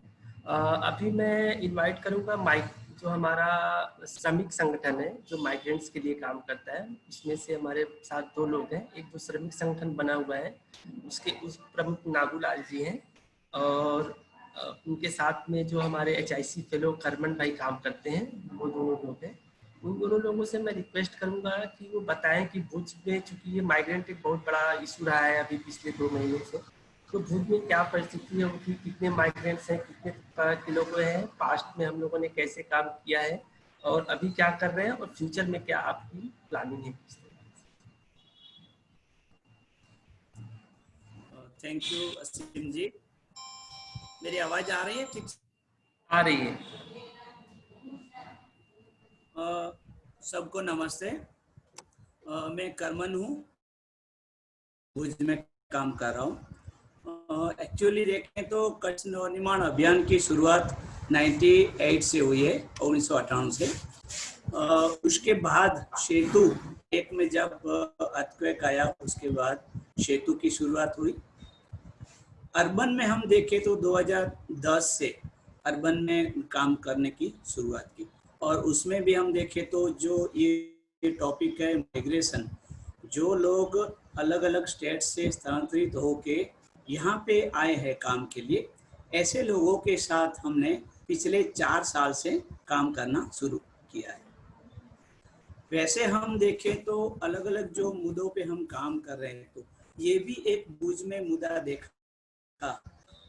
ये जो माइग्रेशन है ज़्यादा तक 2001 से जब अर्थक्वेक आया तब कच्छ को भी एक ज़रूरत, अलग अलग जो जोन है उसमें खड़ा होना या जो भी डेवलपमेंट के लिए, तो इसके लिए अलग अलग स्टेट से जो लोग आए और अलग अलग जगह पे रहते थे, कहीं उसको एक जगह से हट के फिर दूसरे जगह पे रहना पड़ता था। ये सब चीज़ें जो श्रमिक थे वो जहाँ पे काम की साइट थी या तो कहीं पे भी खुली जगह है वहाँ पे अभी प्रशासन से हटाते थे तो एक से दूसरी जगह से हटके ये लोग हटना पड़ रहा था और ये क्वेश्चन था। 5 साल पहले हमने जब सोचा कि क्यों न ये भी एक बड़ा टॉपिक है और ये जो श्रमिक इन लोगों का बहुत सारा क्वेश्चंस है, मुश्किलें हैं, तो इन लोगों के साथ एक करने की शुरुआत की। आजीविका अहमदाबाद में जो है आजीविका ब्यूरो, उससे सीख के और ये मुद्दे में हम भुज में हम कैसे काम शुरू करें, तो एक शुरुआत की। और सबसे पहले तो भुज के अंदर ऐसे कितने लोग हैं जो माइग्रेंट हो के यहाँ पे भुज में अलग अलग जगह पे और अलग अलग सेक्टर के साथ जुड़े हुए कितने लोग हैं, कितने लोकेशंस में बैठे हुए, उन लोगों की क्या सिचुएशन है, ये जानने के लिए शुरू में हमने पूरा डेटाबेस खड़ा किया। अलग अलग जैसे हम देखें तो 17 से 18 जगह पे भुज में ऐसी जो जगह है जहाँ बैठे हैं। ज़्यादातर हम देखें तो ये लोग 5-7 जो बड़ा बल्क है वहाँ पे ये लोग बैठे हैं और काफ़ी सारी जो साइटें चल रही थी वहाँ पे भी कॉन्ट्रैक्टर कुछ लोगों को ला के वहीं पे रख रहे थे और उन लोगों को भी कुछ सिचुएशन देखी। इस डेटा के मुताबिक इन लोगों की जो सिचुएशन आई वो भी देखी और इन लोगों के लिए क्या हो सकता है, माइग्रेशन के लिए क्या क्या लॉज है, लेबर लॉज क्या है, उनके थ्रू ये लोग जो श्रमिक है वो भी एक नागरिक की तरह कैसे जिए। इन लोगों का भी हक अधिकार है, काम के बारे में है, एजुकेशन है, हेल्थ है, पानी है, रहने का है, ये सारी सुविधाओं के बारे में भी सोचा और ये कहाँ से कैसे हो सकता है। अगर भुज में नगर पालिका है या तो फिर अलग अलग जो BOCW बोर्ड है तो वहाँ से इन लोगों के लिए कैसी सुविधा या फिर कैसे मिले, तो इसके लिए उन लोगों के साथ वार्तालाप शुरू किया। तो ये जो 3-4 जगह ऐसी है बड़े बल्क में, वहाँ पे जो खास पानी और लाइट का जो टॉपिक था उसके लिए नगर पालिका के साथ रहकर इन लोगों को सुविधाओं दिलाने की शुरुआत की। जहाँ पे 25 से 30 बच्चे हैं वहाँ पे आंगनवाड़ी कैसे शुरू हो, तो ये शुरू में BOCW के साथ रहकर श्रमिकों का रजिस्ट्रेशन करवाया। फिर वहाँ पे ये आंगनवाड़ी कैसे शुरू हो उसकी प्रोसेस करके वहाँ पे शुरू करवाए। फिर इन लोगों का जो क्वेश्चंस है कि ये जो अलग अलग जगह पे रह रहे उन लोगों को कैसे सुविधा मिले, तो नगर पालिका का जो NULM शाखा है वहाँ पे इन लोगों का शेल्टर होम जो है, तो उस में इन लोगों को कैसे समाविष्ट या इन लोगों को हाउसिंग की जो सुविधा कैसे मिले, वो भी नगर पालिका के साथ रहकर, और हुनरशाला भी साथ में थी, तो ये भी प्रोसेस करके इन लोगों की सुविधाओं के लिए काम शुरू किया। खासकर देखें तो जो श्रमिकों का टॉपिक ये है क्वेश्चंस की जो सुविधाओं है वो तो है, फिर काम के बारे में हम देखें लीगल जो है, इन लोगों को बहुत सारे श्रमिकों का क्वेश्चंस ऐसा भी होता है कि ये लोग बाहर से है, तो इन लोगों को ऐसा है कि अगर हम कहीं बोलेंगे तो यहाँ से हम लोगों को हटा देंगे, या तो फिर हमको चले जाना पड़ेगा, या फिर हमको सपोर्ट नहीं मिलेगा। तो ये काफ़ी सारा क्वेश्चंस था, इसीलिए ये लोग बोलते भी नहीं थे कि जो भी है सिचुएशन उधर ही कैसी भी सिचुएशन में वो रहकर, और भुज में जो भी डेवलपमेंट हुआ उसमें बहुत सारा इन लोगों का योगदान रहा है। तो इसके साथ इन लोगों को भी अच्छी तरह कैसी जिंदगी बने और नागरिक की तरह ये लोग कैसे अच्छी तरह रह पाएँ, सुविधाओं एक्सेस कर पाएँ। खास करके जो सीजनल माइग्रेंट है 6 या 8 महीने यहाँ पे रहते हैं, कुछ ऐसे भी है जो 12 या 15 साल से भी रह रहे, कुछ 2 महीने वहाँ पे चले जाते हैं बारिश के टाइम, फिर यहाँ पे आ जाते हैं। तो ये ज़्यादातर लेबर जो है वो है। उसके साथ हम देखें तो जो बंगाल बीनने वाला ये कचरा इकट्ठा करने वाला भी ग्रुप्स है, पानी पूरी वाले हरमन भाई आप 2 से 3 मिनट में कंक्लूड कीजिए। और इसमें संगठन जो बना हुआ है श्रमिक संगठन, उसने क्या काम किया, इनिशिएटिव लिया है, वो भी थोड़ा हमें बताया है जी, उसके ऊपर मैं आ रहा हूँ। तो ये अलग अलग जो ग्रुप्स है, तो ऐसे बहुत सारे ग्रुप्स है, सिक्योरिटी है, होटल काम करने वाले माइग्रेंट्स बहुत सारे लोग हैं, और इन लोगों की सुविधाओं के लिए हम क्या करें, तो ये सब क्वेश्चंस है वो एक साथ रहकर श्रमिकों के लिए कैसे एक्सेस कर पाए। इसीलिए अलग अलग श्रमिकों के साथ श्रमिक एरिया में जाके जो लोग हैं उसमें से लीडर खड़ा किया, और उसके बारे में थोड़ा नागुलाल जी बताएं।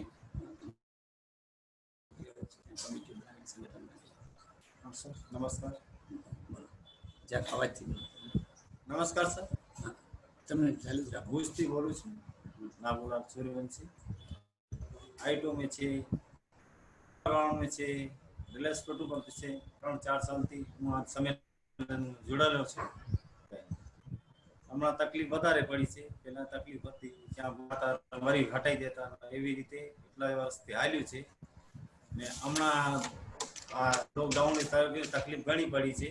હમણાં માણસો બેઠા છે, બરાબર કામ ધંધા જડતા નથી, બેઠા છે મૂંગામાં, ક્યાં જવાય, જુબિલી કરવાનું ઉપર રહેવાનું તો એ બંધ કરી નાખ્યું, કામ ધંધા કઈ છે નહીં। હવે ખાવાની બધી રીતે તકલીફ પડી છે। કરમણભાઈ, અબ્દુલભાઈ આ લોકો જોડાણા થકાતા, નગરપાલિકામાં ગયા, આ બધી સગવડ કરી, આ બાજુથી બધી રાશન પાણી જડ્યું છે, ખાવાની સુવિધા થોડી થઈ છે। ठीक है नागलाल भाई, अब मैं बताऊं तो ये संगठन की शुरुआत हम ऐसे की कि अलग अलग जगह पे जो लोग हैं इन लोगों को जुड़ने के लिए वहाँ पे स्थानिक कमेटियां बनाई, और कमेटियां के थ्रू अभी निर्माण साथी संगठन नाम का एक यहाँ पे श्रमिक संगठन बनाए। इसमें कुछ स्थानिक लोग भी ऐड है ताकि इन लोगों को सपोर्ट और संगठन के साथ रहकर कैसे हम आगे चलें, और जो श्रमिक के जो क्वेश्चंस है उसके लिए ये संगठन पूरा काम कर रहा है। तो ये इस तरह ये पूरा श्रमिक संगठन जो है वो भुज में काम कर रहा है। खास करके हम देखें तो अभी जो लॉकडाउन हुआ तो इसमें संगठन की जो सदस्य हैं उन लोगों का काफी रोल रहा है। हो गया तो वहाँ पे राशन की भी एक जरूरत थी, लोगों को कहाँ जाए ये भी दिक्कत थी, कुछ सोच नहीं थी। तो ऐसे वक्त ये लोग साथ में रहकर पहले तो राशन कहाँ से मिले उसके लिए वो आंदोलन कर रहे थे, लिस्ट बना के। तो अलग अलग एरियाओं से संगठन और श्रमिक मित्र जो है वो लोग लिस्ट बना के राशन के लिए संस्थाओं को दिया। फिर जो तंत्र है तो नायब मामलतदार के साथ संकलन करके अन्न सुरक्षा में भी जुड़ा और वहाँ से भी राशन लेने की मतलब पड़ा था कि ये लोग 2 महीने से ऐसे ही बैठे थे, तो बोल रहे थे बार बार कि हमको, तो बार बार ये लोग या तो पुलिस के साथ लिस्ट बना के दे रहे थे और मामलतदार बार बार ये लोग लिस्ट बना के दिया। फिर यहाँ से एसटी और एसटी से ट्रेन में इन लोगों का अरेंज करके इन लोगों को 150 से 200 परिवार को वापस जाने के लिए सपोर्ट किया। और अभी ये जो पेशेंस है इसके लिए भी ये है कि अभी जो लोग यहाँ पे है तो इनको काम में भी थोड़ी कमाने की और राशन ये सब पेशेंस है, तो इसको कैसे मैनेज करें और अभी भी इन लोगों को कैसे मतलब सपोर्ट मिले। तो पिछले वीक में हमने ये संकलन किया मामलतदार से, तो उन्होंने बोला फिर से कि इन लोगों की एक आधार कार्ड के साथ यादी बनवाएं ताकि इन लोगों को 2 महीना अभी राशन में जुड़े। तो इसीलिए वो 100 लोगों का एक लिस्ट बना के कल भेजा है और इन लोगों को राशन के साथ जुड़ रहे हैं। और इस तरह हम अभी इस श्रमिक संगठन के जरिए श्रमिकों के लिए भुज में काम कर रहे हैं। थैंक यू करमन भाई, नागूलाल भाई। अभी हमारे पास आप लोग यहीं पे रहे हो, अभी लास्ट क्वेश्चन सेशन में शायद जरूरत पड़ेगी। अभी हमारे पास लास्ट जो संगठन है वो चूंकि कच्छ एक एग्रीकल्चर वाला जोन है जहाँ पे एग्रीकल्चर ज़्यादा होता है। यहाँ पे बेसिकली लाइवलीहुड जो है वो कैटल बेस्ड है, पैस्टोरल बेस्ड है ट्रेडिशनली। और भुज में भी आसपास में काफ़ी सारे कैटल रियर्स रहते हैं, इसके ऊपर एक संगठन बनाया गया है जो बहुत जल्दी जल्दी अपने रिसोर्सेज को लूज कर रहे हैं और एक्सेस नहीं कर पा रहे हैं। तो मेरे साथ संगठन से आमद भाई समा जो प्रेसिडेंट है वो हैं, और हमारी जो HIC fellow Nita Ben Khubchandani, ये 2 लोग कैटल रियर्स एसोसिएशन से हैं। मैं उन दोनों लोगों से बोलूँगा कि वो लोग अपनी बातों को यहाँ पे रखें। नीता बेन आप अनम्यूट कीजिए। नीता बेन आप लाइन पे हैं? जी असीम जी। हाँ नीता बेन आप बोलिए, आवाज आ रही है आपकी। ठीक है जी। पहले अहमद भाई के साथ बात करेंगे, जैसे आपको ठीक लगे। जो ठीक। पहले आई मरे बताए जो गुरु के आए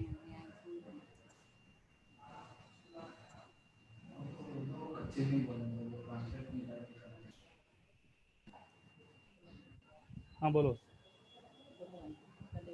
हाँ नमस्कार सर। अहमद भाई आप बोलिए, अगर आपको कच्छी में ठीक लगता है तो आप कच्छी में गुजराती में बोल सकते हैं। नीता बहन ब्रीफली ट्रांसलेट कर देंगे, हमारे पास वो लैंग्वेज का कोई इतना नहीं। अच्छा। नमस्कार सर। नमस्कार। हाँ बोलिए। अहमद भाई हम लोग यहाँ पे जो मालधारी संगठन है वो कैसे क्यों बना था, कैसे काम करता है, उसको समझने के लिए है। तो आप अगर ब्रीफ में अगर कुछ बोलना चाहें तो बोलिए, फिर हम नीता बहन को बात को रखेंगे। अच्छा सर, संगठन तो बना उसको 3 साल हुआ, 4 साल जी। तो पहले काम भी अच्छा किया। अभी जो तकलीफ है तो ये इसमें लॉकडाउन में भी है, पहले तो तकलीफ नहीं था, कम था। किस तरीके की तकलीफ है अभी?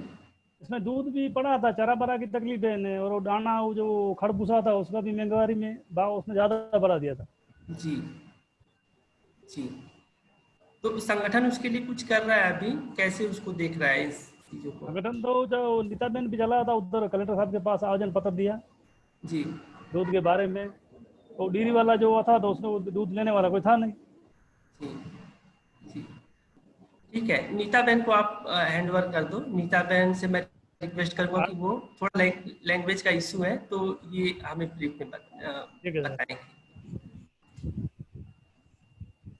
हेलो हेलो हाँ नीता बहन बोलिए, आवाज आ रही है आपकी। जी संगठन मालधारी भुज में मालधारी संगठन 2016 में रजिस्ट्रेशन हुआ था।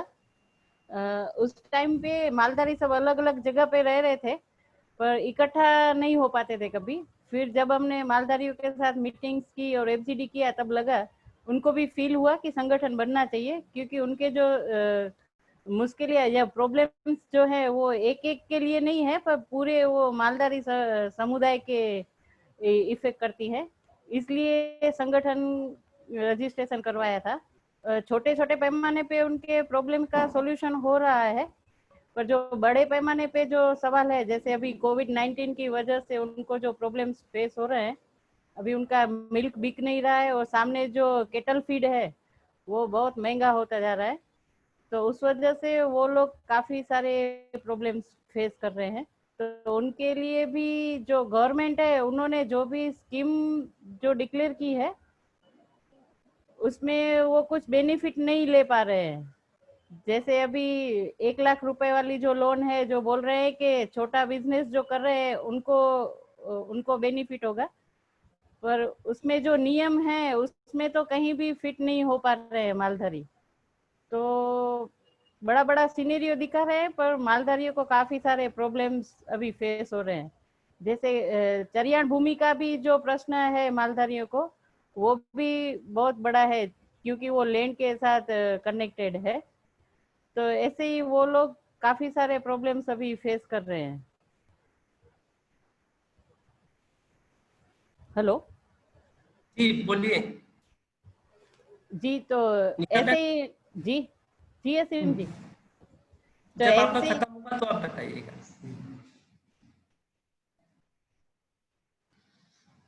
नीता बहन आप बोलिए, कंटिन्यू कीजिए। Hello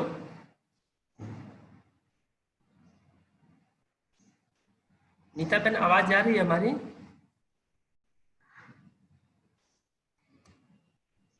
I think we have lost them, है ना? हाँ वो है नहीं शायद, उनका कनेक्शन नहीं। तो ब्रीफली मैं भी बता सकता हूँ जो संगठन बना है, ये एक साथ हो करके इनके 2-3 मेजर इश्यूज हैं, जो एक्सेस टू ग्रेजिंग लैंड है, एक्सेस टू वाटर है, एक्सेस टू फॉर्डर है। इसमें इनको बेसिक प्रॉब्लम्स आती है क्योंकि भुज के आसपास देखा जाए तो ये जब ये राजाशाही का समय था तब से ही काफी सारे ग्रेजिंग लैंड रिजर्व किए गए थे, जो ओवर द टाइम पीरियड या फोर्स्ड अर्थ भी काफी सारे डी रिजर्व हो गए, उसमें दूसरे सारी चीजों का लैंड यूज कन्वर्जन हो गया।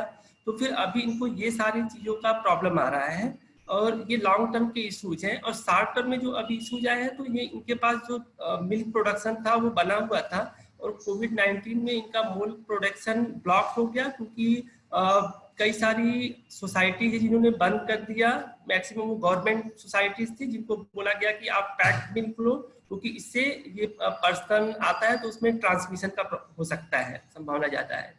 तो ये मिल्क का सेलिंग का प्रॉब्लम आई थी, लेकिन अभी खुला है तो धीरे धीरे ये सारा कुछ पाइपलाइन में आ रहा है। धीरे धीरे हम लोग भी इनके लिए जो लोकल डेयरी वाले हैं उसके साथ डायलॉग कर रहे हैं, सोसाइटीज के साथ डायलॉग कर रहे हैं कि ये आप अगर कुछ स्टैंडर्ड ऑपरेटिंग प्रोसीजर्स बताओगे तो they will follow that, but you should allow them to come to your society. तो अभी ये सारा कुछ चल रहा है और ये संगठन काफी अच्छा भूमिका प्ले कर रहा है और वो भी जहां तक इनको जहां पे एडमिनिस्ट्रेशन से बात कर रहे हैं, जैसे अहमद भाई ने बोला कि कलेक्टर को हम आवेदन देते हैं, तो इनके कई बार ग्रेजिंग लैंड पे लोगों ने इंक्रोच करने की कोशिश की है, तो इन लोगों ने बल्कि उसको रिमूव कराया है, इंक्रोचर से जो लोकल गुन्स होते हैं उनसे बाहर निकाला है। ये जो वाटर बॉडीज है उनको कंजर्व करने के साथ जेएसएस के साथ और एससीटी के साथ मिलकर ये मालधारी संगठन काम करता है और उसको कैसे कंजर्व कर सकते हैं उसके लिए भी कई सारे तालाबों को इन लोगों ने प्रिजर्व किया है क्योंकि वही उनके लिए रिसोर्स है लॉन्ग टर्म के लिए, उनके कैटल्स के लिए। तो ये एक अच्छा संगठन है और शायद बाकी शहरों में शायद कैटल रीडर्स पे इतना ध्यान नहीं दिया जाता क्योंकि इसको अर्बन इकोनॉमी का पार्ट नहीं माना जाता है, पर जहाँ तक भुज का बात है तो ये अर्बन इकोनॉमी के इंटीग्रल पार्ट है और इनका बहुत बड़ा रोल है सिटी को फ्रेश मिल्क प्रोवाइड करने में। अभी मुझे लगता है हम ओपन कर सकते हैं। आशीष भाई मैं आपको हैंड ओवर करूं या फिर कुछ प्रश्न आए हुए थे जो मैंने नोट डाउन किया है चूंकि यहाँ पे जो फेलोज है ये क्वेश्चंस इंग्लिश में आए हुए हैं, तो उनको हमें ट्रांसलेट करना पड़ेगा, या फिर जो प्रश्न के मेरे को आंसर है मैं बता सकता हूँ। हाँ असीम भाई, मुझे लगता है कि आप ही कंटिन्यू कर लीजिएगा। अगर बीच में जरूरत पड़ी तो मैं आई विल जंप इन, पर आप कंटिन्यू कीजिए। पहले से सवाल, मेरे ख्याल से सबसे पहला सवाल डूज एंड डोंट्स वाला। हाँ, और हाँ वो सब संस्थाएं कैसे साथ काम कर रही हैं वगैरह, वो वाला सवाल है। उसके बाद एक दो मेरे हैं और फिर मिलून का है। 4-5 सवाल हैं, आप जारी रखिए। जी आशीष भाई, मैंने जो नोट किया वो मैं कर देता हूँ, बाकी अगर छूटता है तो आप उसको बाद में टेकअप कीजिएगा। ठीक है, जरूर। तो ये सुधा कोठारी का प्रश्न था कि क्या ये जो पार्टनर्स इतना सारा स्टेक होल्डर से काम कर रहे हैं तो क्या डूज एंड डोंट्स होने चाहिए।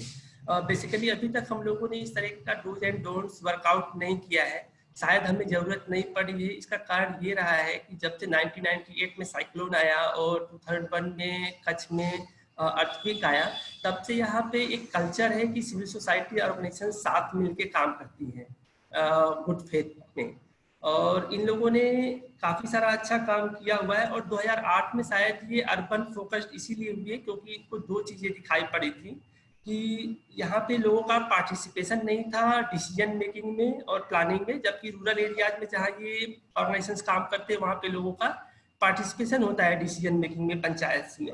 तो ये एक मेजर रीजन था HIC को स्टार्ट करने का। और दूसरा था कि यहाँ पे जो पुअर कम्युनिटी रहती थी, एक्सोडस ऑफ माइग्रेंट्स हुआ अर्थक्वेक के बाद, तो ये लोगों की कंडीशन अच्छी नहीं थी जहाँ पे ये रहते थे, जिन एरियाज में ये रहते थे। तो ये इंफ्रास्ट्रक्चर का इशू, स्लम रिडेवलपमेंट का इशू, ये सारा कुछ सामने आया और इन लोगों ने खड़ा किया। बेसिकली अगर गुड फेथ हो, लोगों का काम करने का इंटरेस्ट हो, तो वो साथ में आते हैं और काम करते हैं। बट यहाँ पे एक मेजर चीज है जो नोट्स में मैं बोलना चाहूंगा कि यहाँ पे हमको ट्रांसपेरेंसी मेंटेन करनी पड़ती है। अगर आप ट्रांसपेरेंसी मेंटेन नहीं करोगे इतने सारे स्टेक होल्डर्स के बीच में, तो वो अगर कहीं मिसट्रस्ट क्रिएट हुआ तो फिर सारा काम खराब हो जाता है। HIC ने क्या किया है कि इसीलिए हम टेक्नोलॉजी का अच्छे से यूज करते हैं, ईमेल्स पे लोगों को ग्रुप में रखते हैं, और हमने एक HIC ग्रुप भी फॉर्म किया जिसमें सारे फेलो, जितने भी फेलो हमारे 25-30 फेलो काम करते हैं वो है, स्टीयरिंग कमेटी के मेंबर्स हैं, जो ऑर्गेनाइजेशंस इसमें इन्वॉल्व हैं वो सारे हैं, और वो उसमें सारे लोगों को है, जो भी चाहे वो वहाँ पे डिस्कस कर सकता है। तो वो एक ट्रांसपेरेंसी हम मेंटेन करते हैं। अगर फेलो को कोई भी प्रॉब्लम आती है, इवन वो अपना काम भी उसमें वीडियोज के थ्रू, फोटोग्राफ्स के थ्रू शेयर करता है, और कभी भी हम इमीडिएटली मीटिंग्स कर सकते हैं, जूम कॉल कर सकते हैं और डिस्कस करते हैं अगर कहीं भी किसी तरीके का इशू आता है। तो यहाँ पे सारे पार्टनर ऑर्गेनाइजेशन, एक तो उनको कल्चर है काम करने का एक साथ में, और दूसरा है कि वो मिसट्रस्ट होता है, कोई कंफ्यूजन आता है तो तुरंत वो कनेक्ट करते हैं एक दूसरे से। वो ये नहीं सोचते हैं कि वो मेरे को सामने से बताएगा। तो ये कुछ अच्छी बातें हैं मुझे लगता है, जिसके कारण ये नेटवर्क काम कर पा रहा है। अदरवाइज इतना बड़ा नेटवर्क में और इतने सारे एसोसिएशन को साथ में लेकर के काम करना थोड़ा मुश्किल है। जो स्ट्रीट वेंडर्स एक्ट वाला सवाल था वो आदित्य भाई अभी एड्रेस करेंगे उसको। माइग्रेंट्स का जो ली ने सवाल पूछा था कि कहाँ से हैं और क्या हम उनको वापस भेजने के लिए कन्विंस करते हैं या बात करते हैं।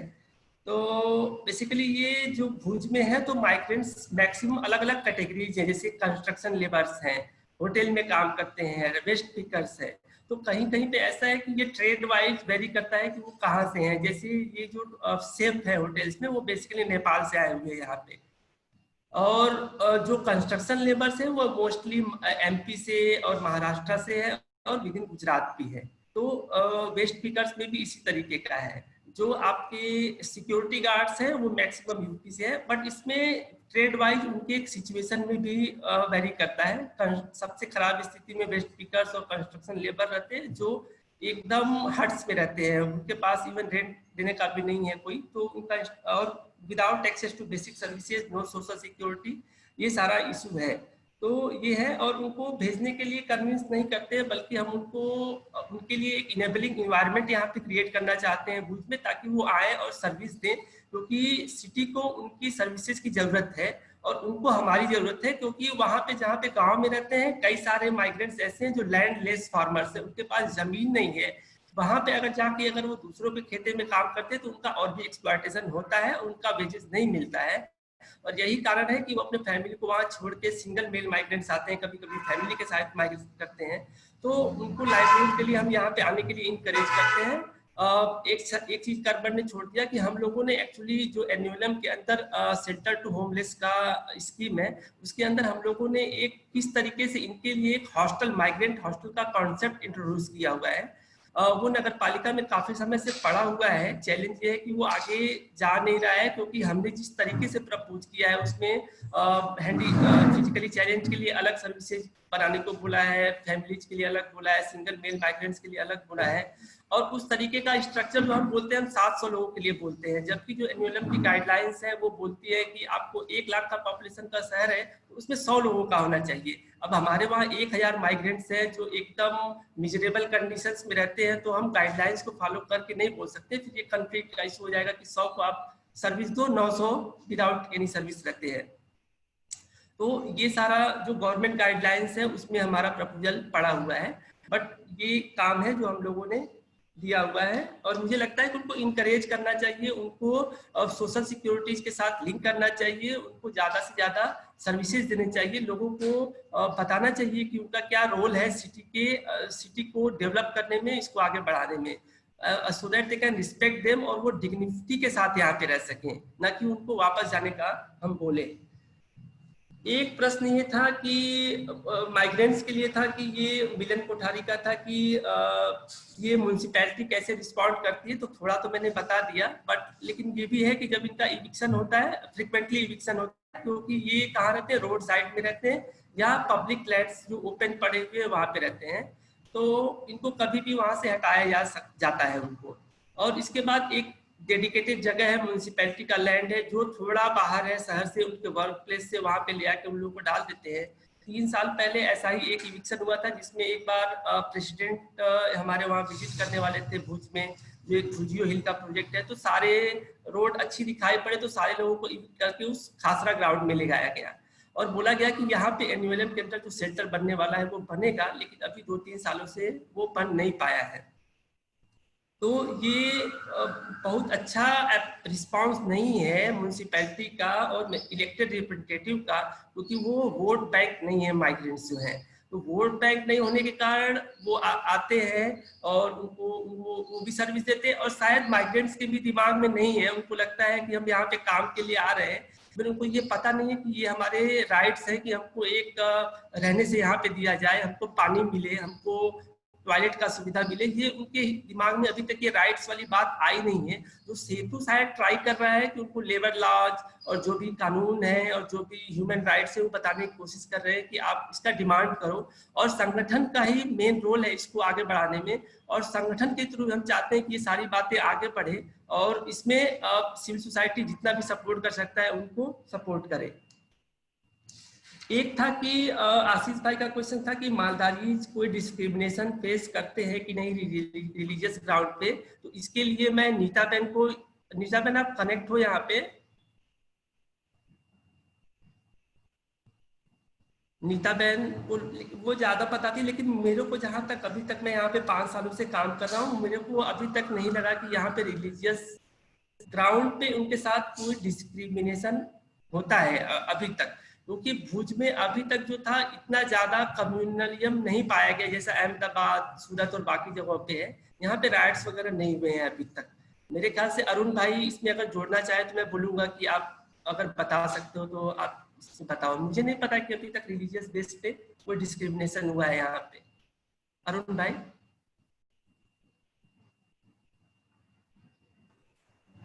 नहीं, यहाँ जो आपने बताया ऐसा कोई इश्यू अभी कच्छ में ऐसा हुआ नहीं है। इवन आफ्टर 2002 के बाद भी कोई ऐसा इश्यू कच्छ में नहीं हुआ है।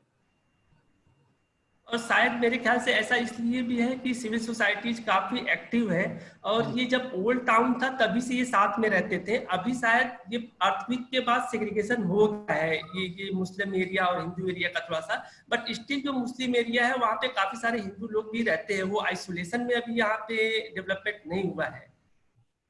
तो ये सारे जो मैंने प्रश्न किए थे, अगर बाकी का क्वेश्चन अब आशीष भाई रेज करेंगे तो बाकी फेलोज के पास जाएंगे। और एक ये आदित्य का रह गया। आदित्य, आप बोलना चाहोगे ये जो स्ट्रीट वेंडर वाला क्वेश्चन था उसके लिए? फिर हम आशीष भाई आप टेकअप कर लीजिए आदित्य के बाद। जी। हाँ, ये सवाल था कि स्ट्रीट वेंडर्स एक्ट गुजरात में लागू हो रहा है कि नहीं। तो स्ट्रीट वेंडर्स एक्ट 2016 से गुजरात सरकार की तरफ से पार्ट्स में लागू करना शुरू हो चुका है, जिसमें पहला नोटिफिकेशन शायद जहां तक मेरे को याद है 2016 दिसंबर में आया था। वो नोटिफिकेशन सारे यूएलबीज को गया था, नगर पालिका नगर परिषद, कि आप टाउन वेंडिंग कमेटी गठित करें प्रोविजनल, और उसके ये नियम है। और उसके बाद अलग अलग तरीके से छोटे छोटे नोटिफिकेशंस जा रहे हैं यूएलबी को स्ट्रीट वेंडर्स एक्ट को लागू करने के लिए, जिसमें आखिरी जो आया है पहला टीवीसी का आया, फिर उन्होंने गांधीनगर जो कैपिटल है उसकी तरफ से उन्होंने एजेंसीज को एम्पैनल किया सर्वे करने के लिए, और उससे सर्वे सारे यूएलबीज में हुआ। और जो आखिरी जो नोटिफिकेशन आया था वो ये आया था कि आप टाउन वेंडिंग कमेटी के थ्रू जो वेंडिंग जोन्स हैं शहर में वो स्थापित करना शुरू करें। और वेंडिंग जोन स्थापित करने के लिए भी एक अर्बन प्लानिंग एजेंसी को गांधीनगर ने एम्पैनल किया है। तो इस तरीके से उसको लागू करने की शुरुआत हो चुकी थी 2016 से, पर पार्ट वाइज हो रहा है। आदित्य, एक और भी क्वेश्चन आया है कि क्या हुनरशाला देश के दूसरे शहरों में जाकर स्थानीय समुदाय कार्यशाला ले सकेगी? इसको भी आप बता दो, क्योंकि आप हुनरशाला को रिप्रेजेंट कर रहे हो। हाँ, ये हुनरशाला ऐसे स्थानिक दूसरे शहरों में जाके इस तरीके के वर्कशॉप्स लेती हैं। इनफैक्ट हमारे अभी अहमदनगर में एक शहर है, अहमदनगर में एक स्लम है, उसमें हम काम कर रहे हैं, और वहाँ के स्थानिक संस्था का भी हमने वर्कशॉप लिया है। और तो ये हम करते हैं और ये कर सकते हैं। राजेंद्र भाई का एक दूसरा सवाल था, असीम भाई। राजेंद्र भाई आप खुद पूछ लीजिए माइक ऑन करके, जो आपका नगर पालिका का सवाल है। मेरा प्रश्न ये है कि पूरे देश के जो शहरों का निर्माण है उसके लिए जो चुनी हुई नगर पालिका और नगर निगम से ज़्यादा जो अलग से अथॉरिटी बनाया हुआ है वो तय करती है, और वो लोग एक मास्टर प्लान बनाते हैं, और वो मास्टर प्लान के आधार पे जो पहले से चल रही गतिविधियां पेरी अर्बन एरिया में या अर्बन एरिया में होता है उसको रोक दिया जाता है। तो उसमें कृषि और पशुपालन दो ऐसे एक्टिविटी है जिसका जुड़ाव बहुत सारे गतिविधियों से है, रिसाइकलिंग से, फार्मिंग से और वेस्ट मैनेजमेंट से है। तो इसका काफ़ी इम्पैक्ट हो रहा है। तो मेरा प्रश्न ये है कि आपके यहाँ क्या कोई मास्टर प्लान है, और अगर है तो फिर इसको कैसे डील कर पाते हैं आप लोग? क्योंकि आपने जो पशु पालन की जो गतिविधियां होती है उसको भी इस कार्यक्रम में इनकॉर्पोरेट किया है। तो दिल्ली में तो बिल्कुल वो इलीगल है और बाकी शहरों में भी इलीगल। ठीक है राहिल भाई, एक्चुअली भुज का भी डेवलपमेंट प्लान है 2025 का, और बेसिकली पहला प्लान बना था जब अर्थक्वेक आया था, उसके बाद ईपीसी करके एक कंसल्टिंग ऑर्गेनाइजेशन एजेंसी है अहमदाबाद की, इसने बनाया था। बेसिकली जो लास्ट टाइम से जो भी बना है, जो भी यहाँ पे डेवलपमेंट प्लान्स बनते हैं उसमें एक प्रोसेस होता है कि वो कंसल्टेशन का जो 1 वीक के लिए रखा जाता है। तो यहाँ पे चूंकि अलग अलग संस्थाएं काम कर रही, तो लास्ट टाइम में जो बना था 2007 में मेरे ख्याल से रिवाइज हुआ था, तो उसमें सिविल सोसाइटी को उन्होंने इनवाइट किया था, और उसमें हम लोगों ने स्टडी करके काफी सारे सजेशन दिए थे। जैसे उसमें क्या था कि हमारे वहाँ बहुत सारे तालाब ऐसे थे जो उसमें नोट ही नहीं आए थे, अननोटिस थे। उनका हम लोगों ने लिस्ट दे करके उनके साथ बात करके काफी सारे को डेवलपमेंट प्लान में ये तालाबों को नोटिस करवाया। जहां तक बात है ग्रेजिंग लैंड की, जहां तक मैं बोलूं, हाँ बोलिए बोलिए। और पेरिफेरी में ग्रेजिंग लैंड और सब सारी बात है, तो जहां तक पेरिफेरी की बात है, हेलो ठीक आ रही है आवाज, बोलिए। आ रही है। तो पेरिफेरल एरिया में भी जो ग्रेजिंग लैंड ये सारे हैं, इसके लिए एक चैलेंज है, क्योंकि अभी क्या हुआ कि नीता बहन बताती है जो मालधारी के साथ डायरेक्टली बात काम कर रही हैं कि पहले काफी सारे ग्रेजिंग लैंड रिजर्व थे, और वो जब पोस्ट अर्थक्वेक आया तो उसके बाद काफी सारे डॉक्यूमेंट्स गुम हो गए, क्योंकि गवर्नमेंट बोलती है कि हमारे डॉक्यूमेंट्स ही चले गए हैं। बट जो हिस्टोरिकल जो एक होता है एथनिक सर्वे, वो करके हम लोग कर करके वो डॉक्यूमेंट करके उनके साथ बात करते हैं कि ये सारे ग्रेजिंग लैंड को आप रखो। काफी सारे तो एविडेंसेस पे है, हमारे पास स्टोरीज है, उसको हमारा एक भुज बोले छे करके है, वो उसको डॉक्यूमेंट करता है, उनके साथ बात करता है। तो काफी हद तक हम डेवलपमेंट प्लान को आप बोल सकते हैं कि इन्फ्लुएंस करने का कोशिश किया है। इवन हम लोगों ने तो जिस तरीके से माइग्रेंट हॉस्टल की बात है, हम लोगों ने एक कॉन्सेप्ट डेवलप किया है कि एनिमल हॉस्टल का, और हम लोगों ने वर्कआउट किया है 7 जगहों पर। अगर भुज के पेरिफेरी में अगर 7 जगहों पे एनिमल हॉस्टल सेटअप किए जाते हैं, क्योंकि जितने भी ये कैटल रियरर्स हैं मोस्टली वो पब्लिक लैंड पे रहते हैं, वो एकदम टेम्परेरी स्ट्रक्चर्स में रहते हैं, और वो ग्रेजिंग लैंड जहाँ पे पास में है वहां पे पशु रखते हैं, क्योंकि उनके पास 30-40 कैटल से लेकर के 100-150 भी किसी किसी के पास है। तो वो पॉसिबल नहीं कि घर पे रखेगा, वो ग्रेजिंग लैंड रोज जो ट्रेडिशनल जो पद्धति होती है उस तरीके से करता है। तो वो सारा कुछ इन्फ्लुएंस करने की कोशिश की है। कई सारी चीजें नहीं भी हो पाती हैं, बट मोस्टली जहां तक होता है हम उसके लिए काम करते हैं।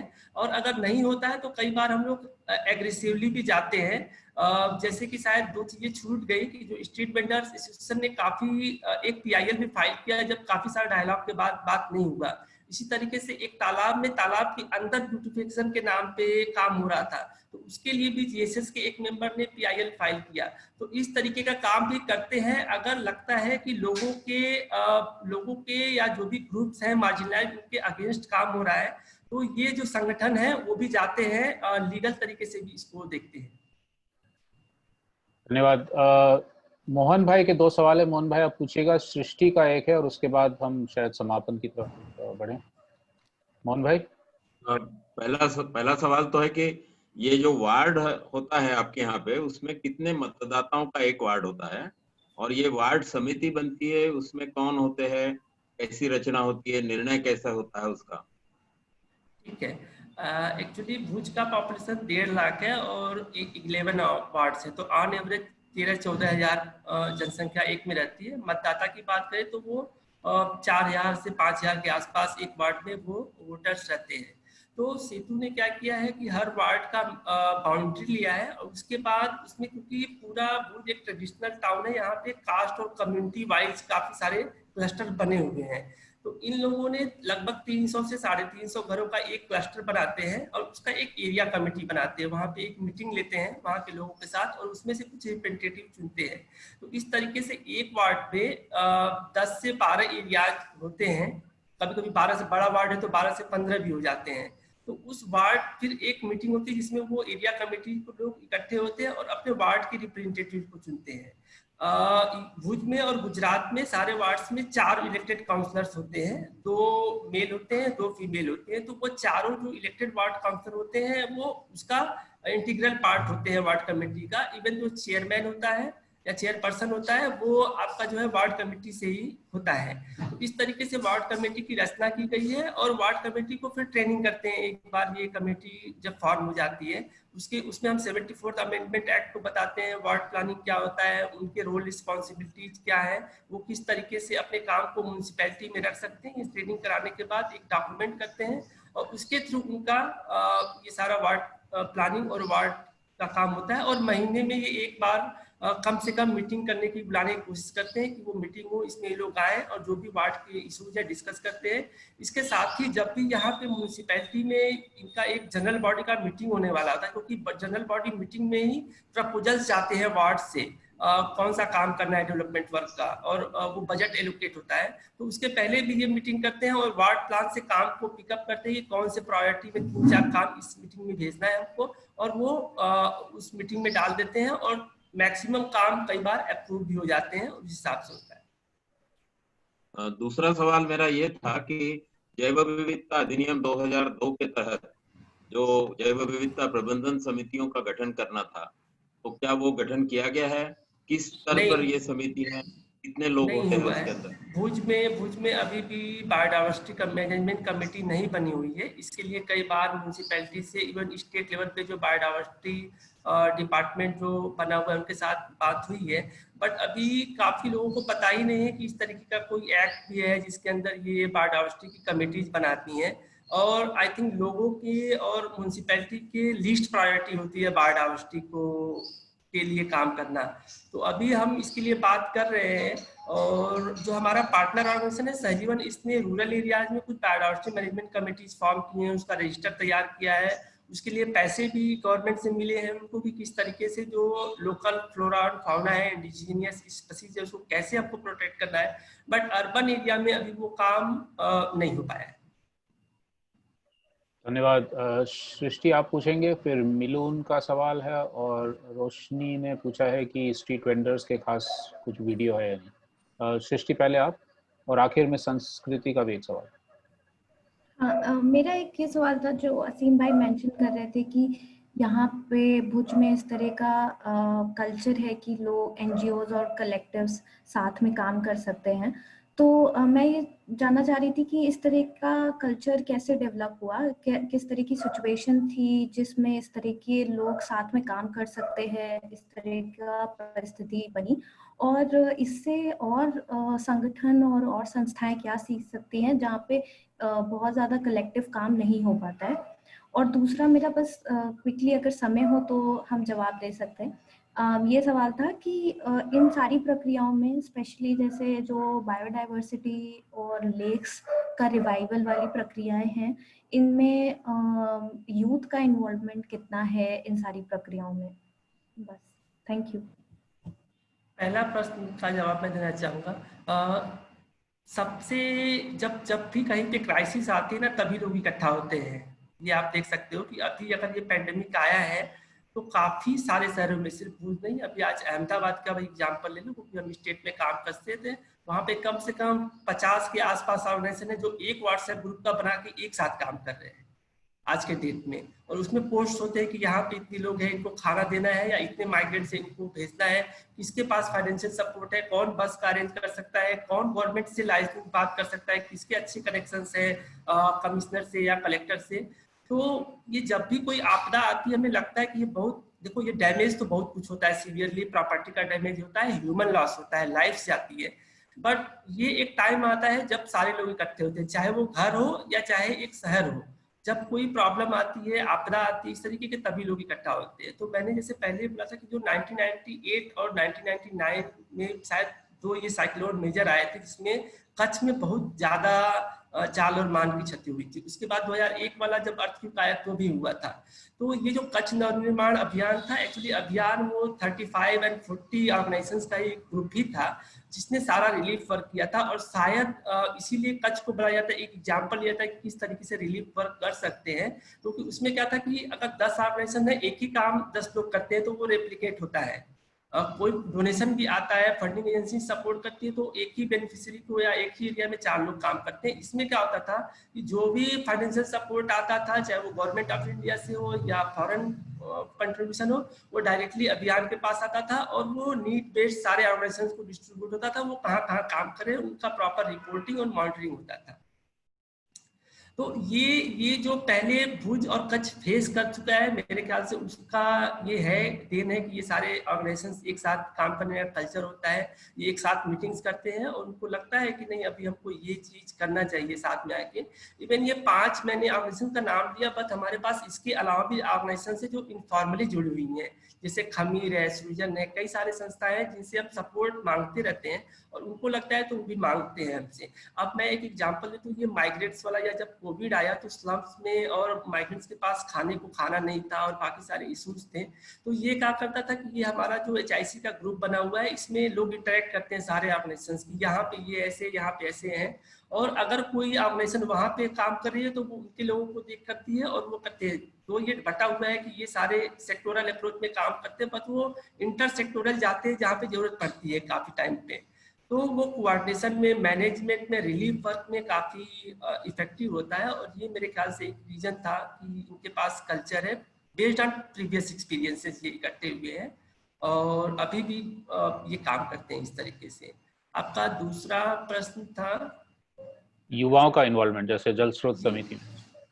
जल स्रोत का मेरे ख्याल से अगर ये मनीषा बहन बताएंगी, इन लोगों ने युवाओं की जगह एक बाल जेएसएस भी बनाया है शायद, जो इन्होंने जिक्र किया हो। तो मनीषा बहन आप बताओ कि उसमें यूथ का कहाँ तक इन्वॉल्वमेंट है और अभी हम कैसे कर रहे हैं, इवन अभी जो अवेयरनेस भी कर रहे हैं उसमें कैसे इन्वॉल्व किया है उनको। हेलो, आवाज आ रही है मेरी? आ रही है। यूथ को हम जोड़ना, पहले से हम यूथ को जोड़ना चाहते थे मगर यूथ नहीं जुड़ पा रहे थे। जैसे कि स्टडी है, किसी को अर्निंग का है, तो यूथ ऐसे जुड़ नहीं पा रहे थे।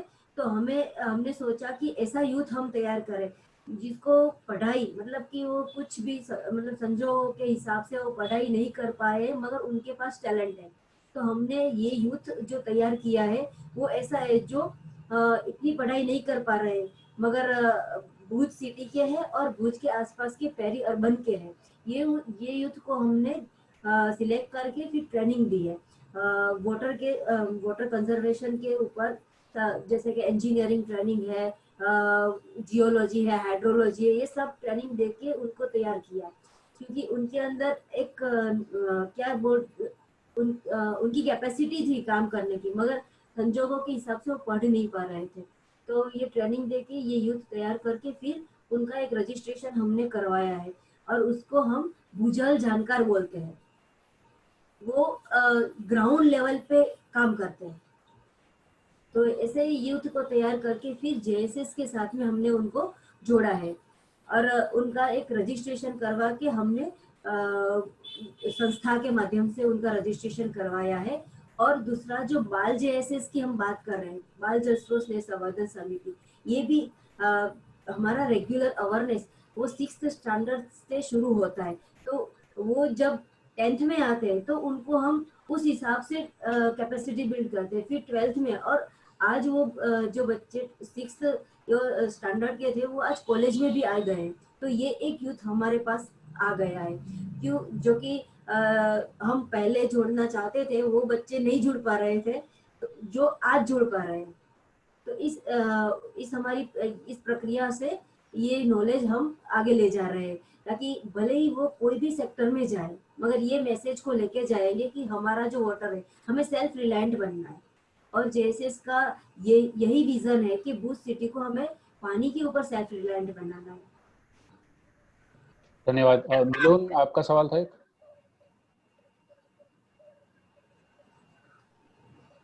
हाँ नमस्कार, मैं मिलून बोल रहा हूँ दिल्ली से।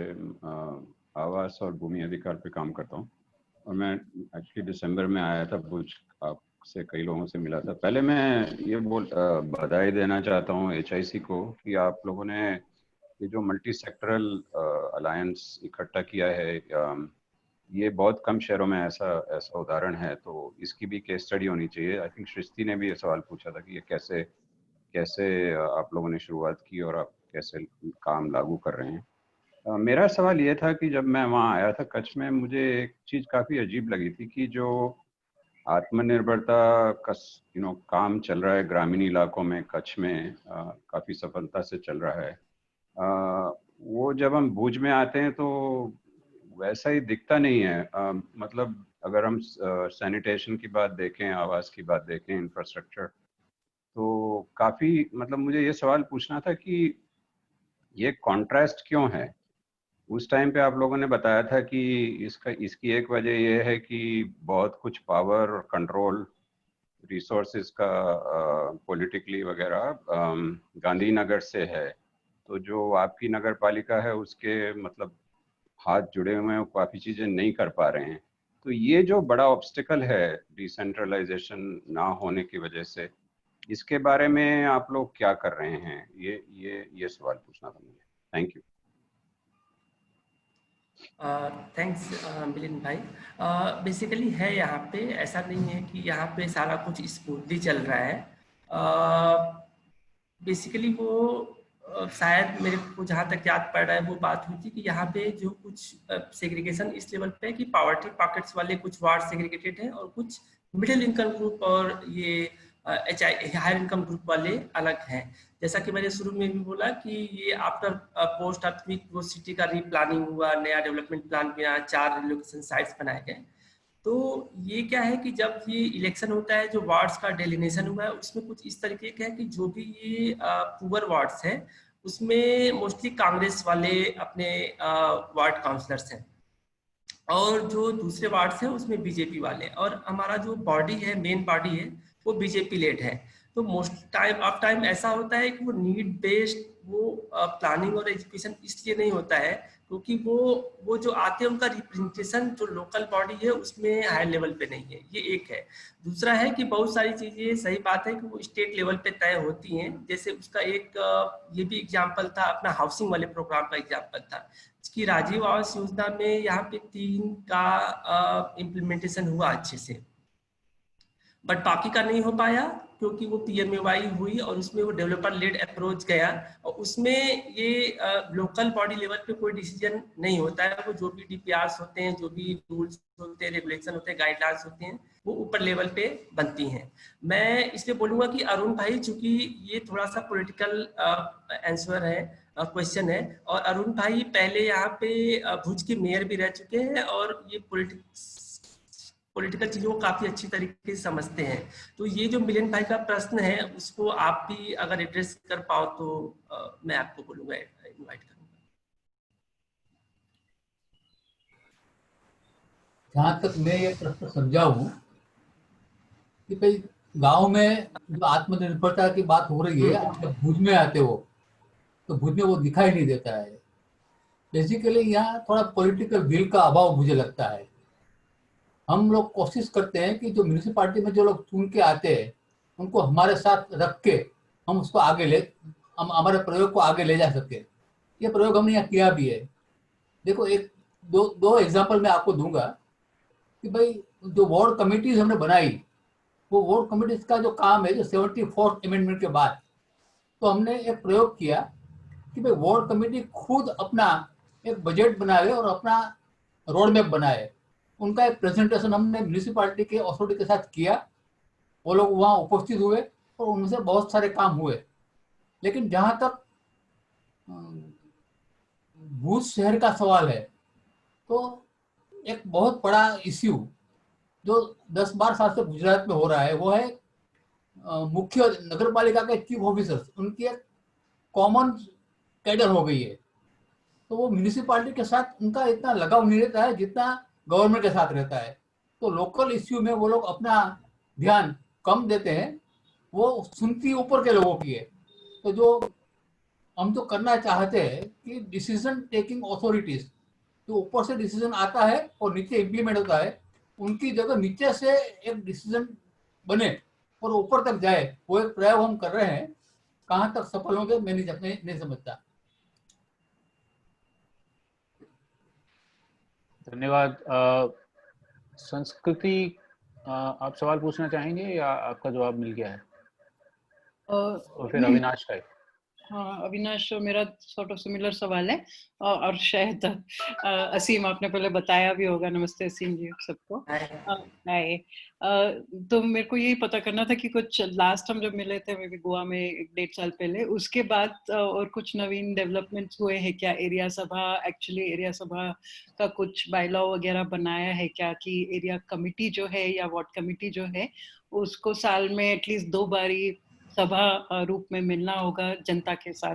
आपके कमिटीज तो थे अलग अलग, बेनिफिशियरी ग्रुप्स या SHG ग्रुप्स या ऐसे कमिटीज, आपने सब कमिटीज तो बनाए थे लोगों के साथ, बट जस्ट लाइक है कि ग्राम सभा होती है, उस तरह का एक पैरेलल कुछ एक्सपेरिमेंट्स फर्दर हुए क्या? उसका ही मेरे को थोड़ा सा पता करना था। एंड आई थिंक अविनाश का सवाल था कि एक बजट क्या है लोकल बॉडी का और इलेक्टोरल वार्ड या एक एडमिनिस्ट्रेटिव वार्ड का?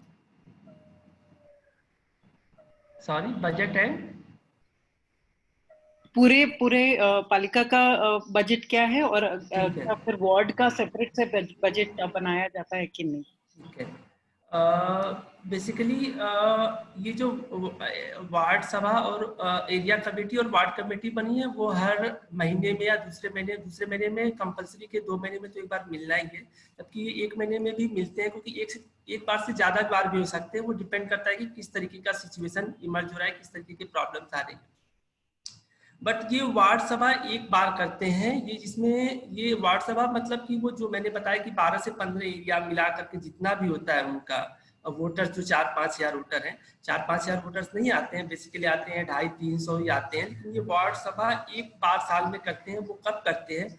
जब इनका ये वार्ड प्लान बन जाता है, तो ये वार्ड प्लान को लोगों के सामने रखते हैं। उसमें वो पब्लिक अनाउंसमेंट होता है, वो ओपन होता है एक्सेस टू, उसमें क्लोज नहीं होता है। कोई भी जो वार्ड का वोटर है वो वार्ड सभा में आ सकता है। उसके सामने क्या होता है कि जो वार्ड कमेटी होती है वो प्रेजेंट करते हैं कि लास्ट ईयर में वार्ड में क्या क्या काम हुए, उस पर कितना बजट एलोकेट हुआ, कितना खर्चा हुआ, और इस साल के क्या क्या हमारी प्रायोरिटीज हैं, क्या क्या काम हम करने का इस साल में हम टेकअप करने का सोच रहे हैं। तो ये काफी सारा उसमें चर्चा होती है। और उसके बाद अगर लगता है कि कुछ एडिशन अल्ट्रेशन करना है तो वो वार्ड प्लान में, वो वार्ड सभा होने के बाद ही वो वार्ड प्लान फाइनल माना जाता है। ये वार्ड सभा साल में एक बार होती है। जहां तक म्युनिसिपल बजट है तो वो म्युनिसिपल बजट मेरे ख्याल से 1,120 करोड़ का है। क्या मोहम्मद भाई? 120 करोड़ का है यहाँ पे। और बट इसमें वार्ड लेवल, वार्ड वाइज ये बजट एलोकेशन नहीं होता है। ऐसा होता क्या है यहाँ पे कि जैसे जब मार्च में बजट प्रेजेंट होता है तो उनकी बजट हेड्स फिक्स हैं, ये रोड का है, ये गटर का है, ये पानी का है। तो इस तरीके से बजट हेड्स है, इनको टोटल अमाउंट पता है। वो क्या करते हैं कि उस बजट को उस बजट हेड्स में डाल देते हैं।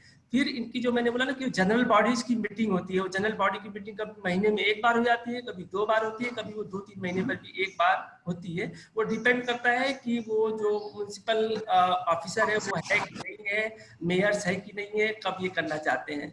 तो वो होता है। उसमें क्या होता है कि ये जो वार्ड से ये मांगे जाते हैं, प्रपोजल्स मांगे जाते हैं, अर्जियां मांगी जाती हैं कि आपके वार्ड में क्या काम करना है, और उस मीटिंग में वो डिसाइड होता है। और जो काम अप्रूव होते हैं उनको जो मेन उनका जो साल का बजट है उसमें से वो बजट को डाइवर्ट करते हैं बजट हेड वाइज।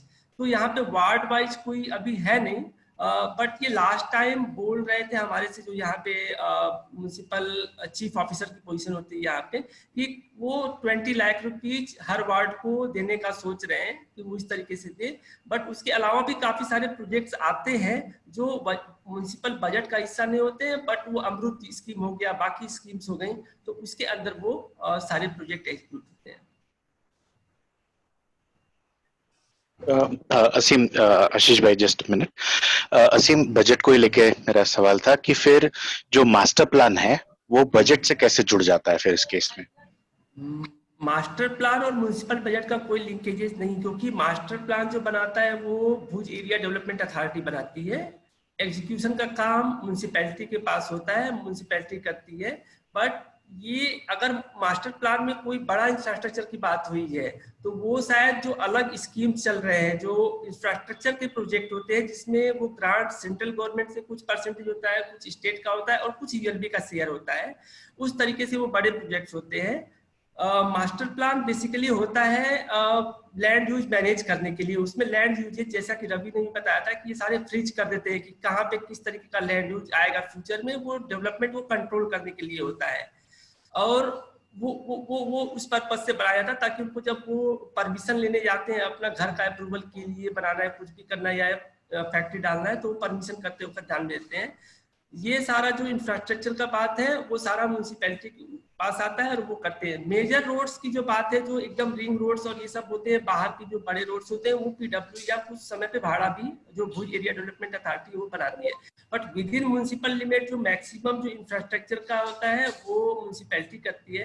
बट इनका सारा बजट मैक्सिमम ये सारा अभी जो existing road, solid waste management है, उसी को रिसोर्सेज को मैनेज करने में इनका खर्च हो जाता है। धन्यवाद। आखिरी सवाल जूही का है और फिर हम लोग समाप्त करते हैं। जूही।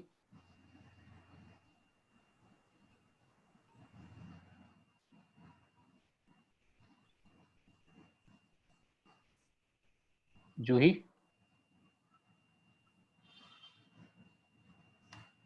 मैं पूछ लेता हूँ जूही का सवाल। ये क्या है कि नेतृत्व का, कच्छ में नेतृत्व का कितना महत्व है इस तरह के आप जो HIC का कार्यक्रम कर रहे हैं उसमें?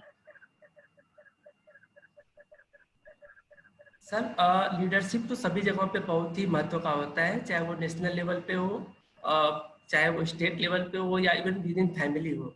तो लीडरशिप अगर उसका विजन क्लियर होता है कि क्या करता है, कैसे करता है, हमको किस तरीके से अपने सिटी को डेवलप करना है, तो वो उस दिशा में आगे बढ़ पाते हैं। अगर नेतृत्व भी अगर सही विजन नहीं डेवलप हो पाता है तो वो शायद गलत दिशा में भी लोग जाने लगते हैं। तो नेतृत्व तो ऑब्वियसली एक इम्पॉर्टेंट चीज है।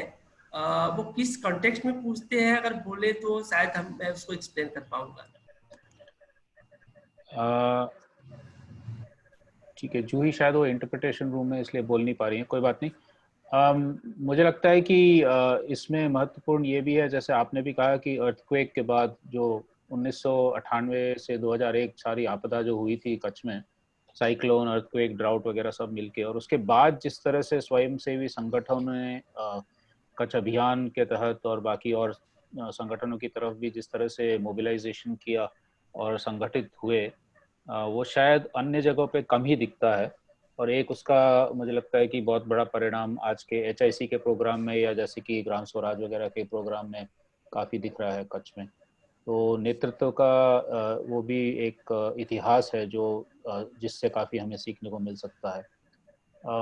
इसके विपरीत मिलुन भाई ने ये भी कहा है, लास्ट में एक कमेंट दिया है कि जो गांधीनगर का ऊपर से जो ठोपा जा रहा है, और जो अरुण भाई ने भी कहा कि डिसेंट्रलाइजेशन की जगह और ज़्यादा सेंट्रलाइजेशन हुआ है, तो उसको भुज के लोग, कच्छ के लोग टॉलरेट क्यों करें, इसके खिलाफ आवाज़ उठनी ज़रूरी है। तो ये एक कमेंट उनकी तरफ से आया है। मुझे लगता है कि काफ़ी समय आगे बढ़ गया है, इसलिए समापन की तरफ चलते हैं।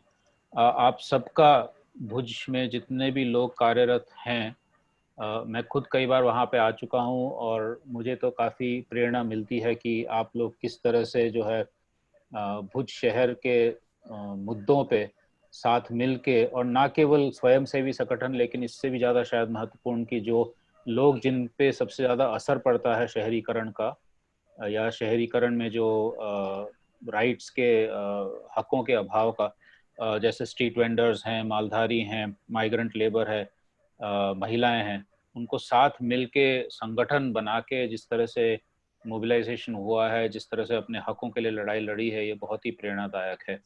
तो मैं अपनी तरफ से और विकल्प संगम की तरफ से, विकल्प वार्ता की तरफ से जो है असीम भाई को, मनीषा बहन को, आदित्य को, जिग्ना बहन, नागुलाल जी, मोहम्मद भाई, शबना बहन, करमन, अरुण भाई, आमद भाई और नीता बहन, और अगर कोई छूट गए हो तो माफ़ कीजिएगा असीम भाई, आप बता दीजिएगा। आप सब ने बहुत अपना वक्त दे के हमारे साथ अपनी बात रखी, हमारे बात आपकी बात जो है हमारे साथ आपने शेयर की, इसके लिए बहुत बहुत धन्यवाद। और आगे चल के आपसे संपर्क रहेगा ज़रूर। आपके कुछ केस स्टडीज़ या डॉक्यूमेंट्स जो है वो हम, जिन लोगों ने हमें ईमेल दिए हैं उनको हम बाद में भेज पाएंगे, और शायद कुछ वीडियोस वगैरह हैं उसके बारे में भी लोगों ने कहा है। तो खासकर जो जैसे स्ट्रीट वेंडर्स या मालधारी वगैरह का या माइग्रेंट्स का जो मोबिलाइजेशन हुआ है, उस पर अगर कुछ वीडियोस हों असीम भाई, तो वो हमारे साथ शेयर करेंगे तो हम बाकी सबके साथ शेयर कर पाएंगे। मैं एक वेब लिंक डाल रहा हूँ homesincity.org। इस पे हमारे वीडियोज और डॉक्यूमेंट काफ़ी सारे ऑलरेडी हैं, तो अगर कोई एक्सेस करना चाहे तो कर सकता है। ठीक है, कुछ लोग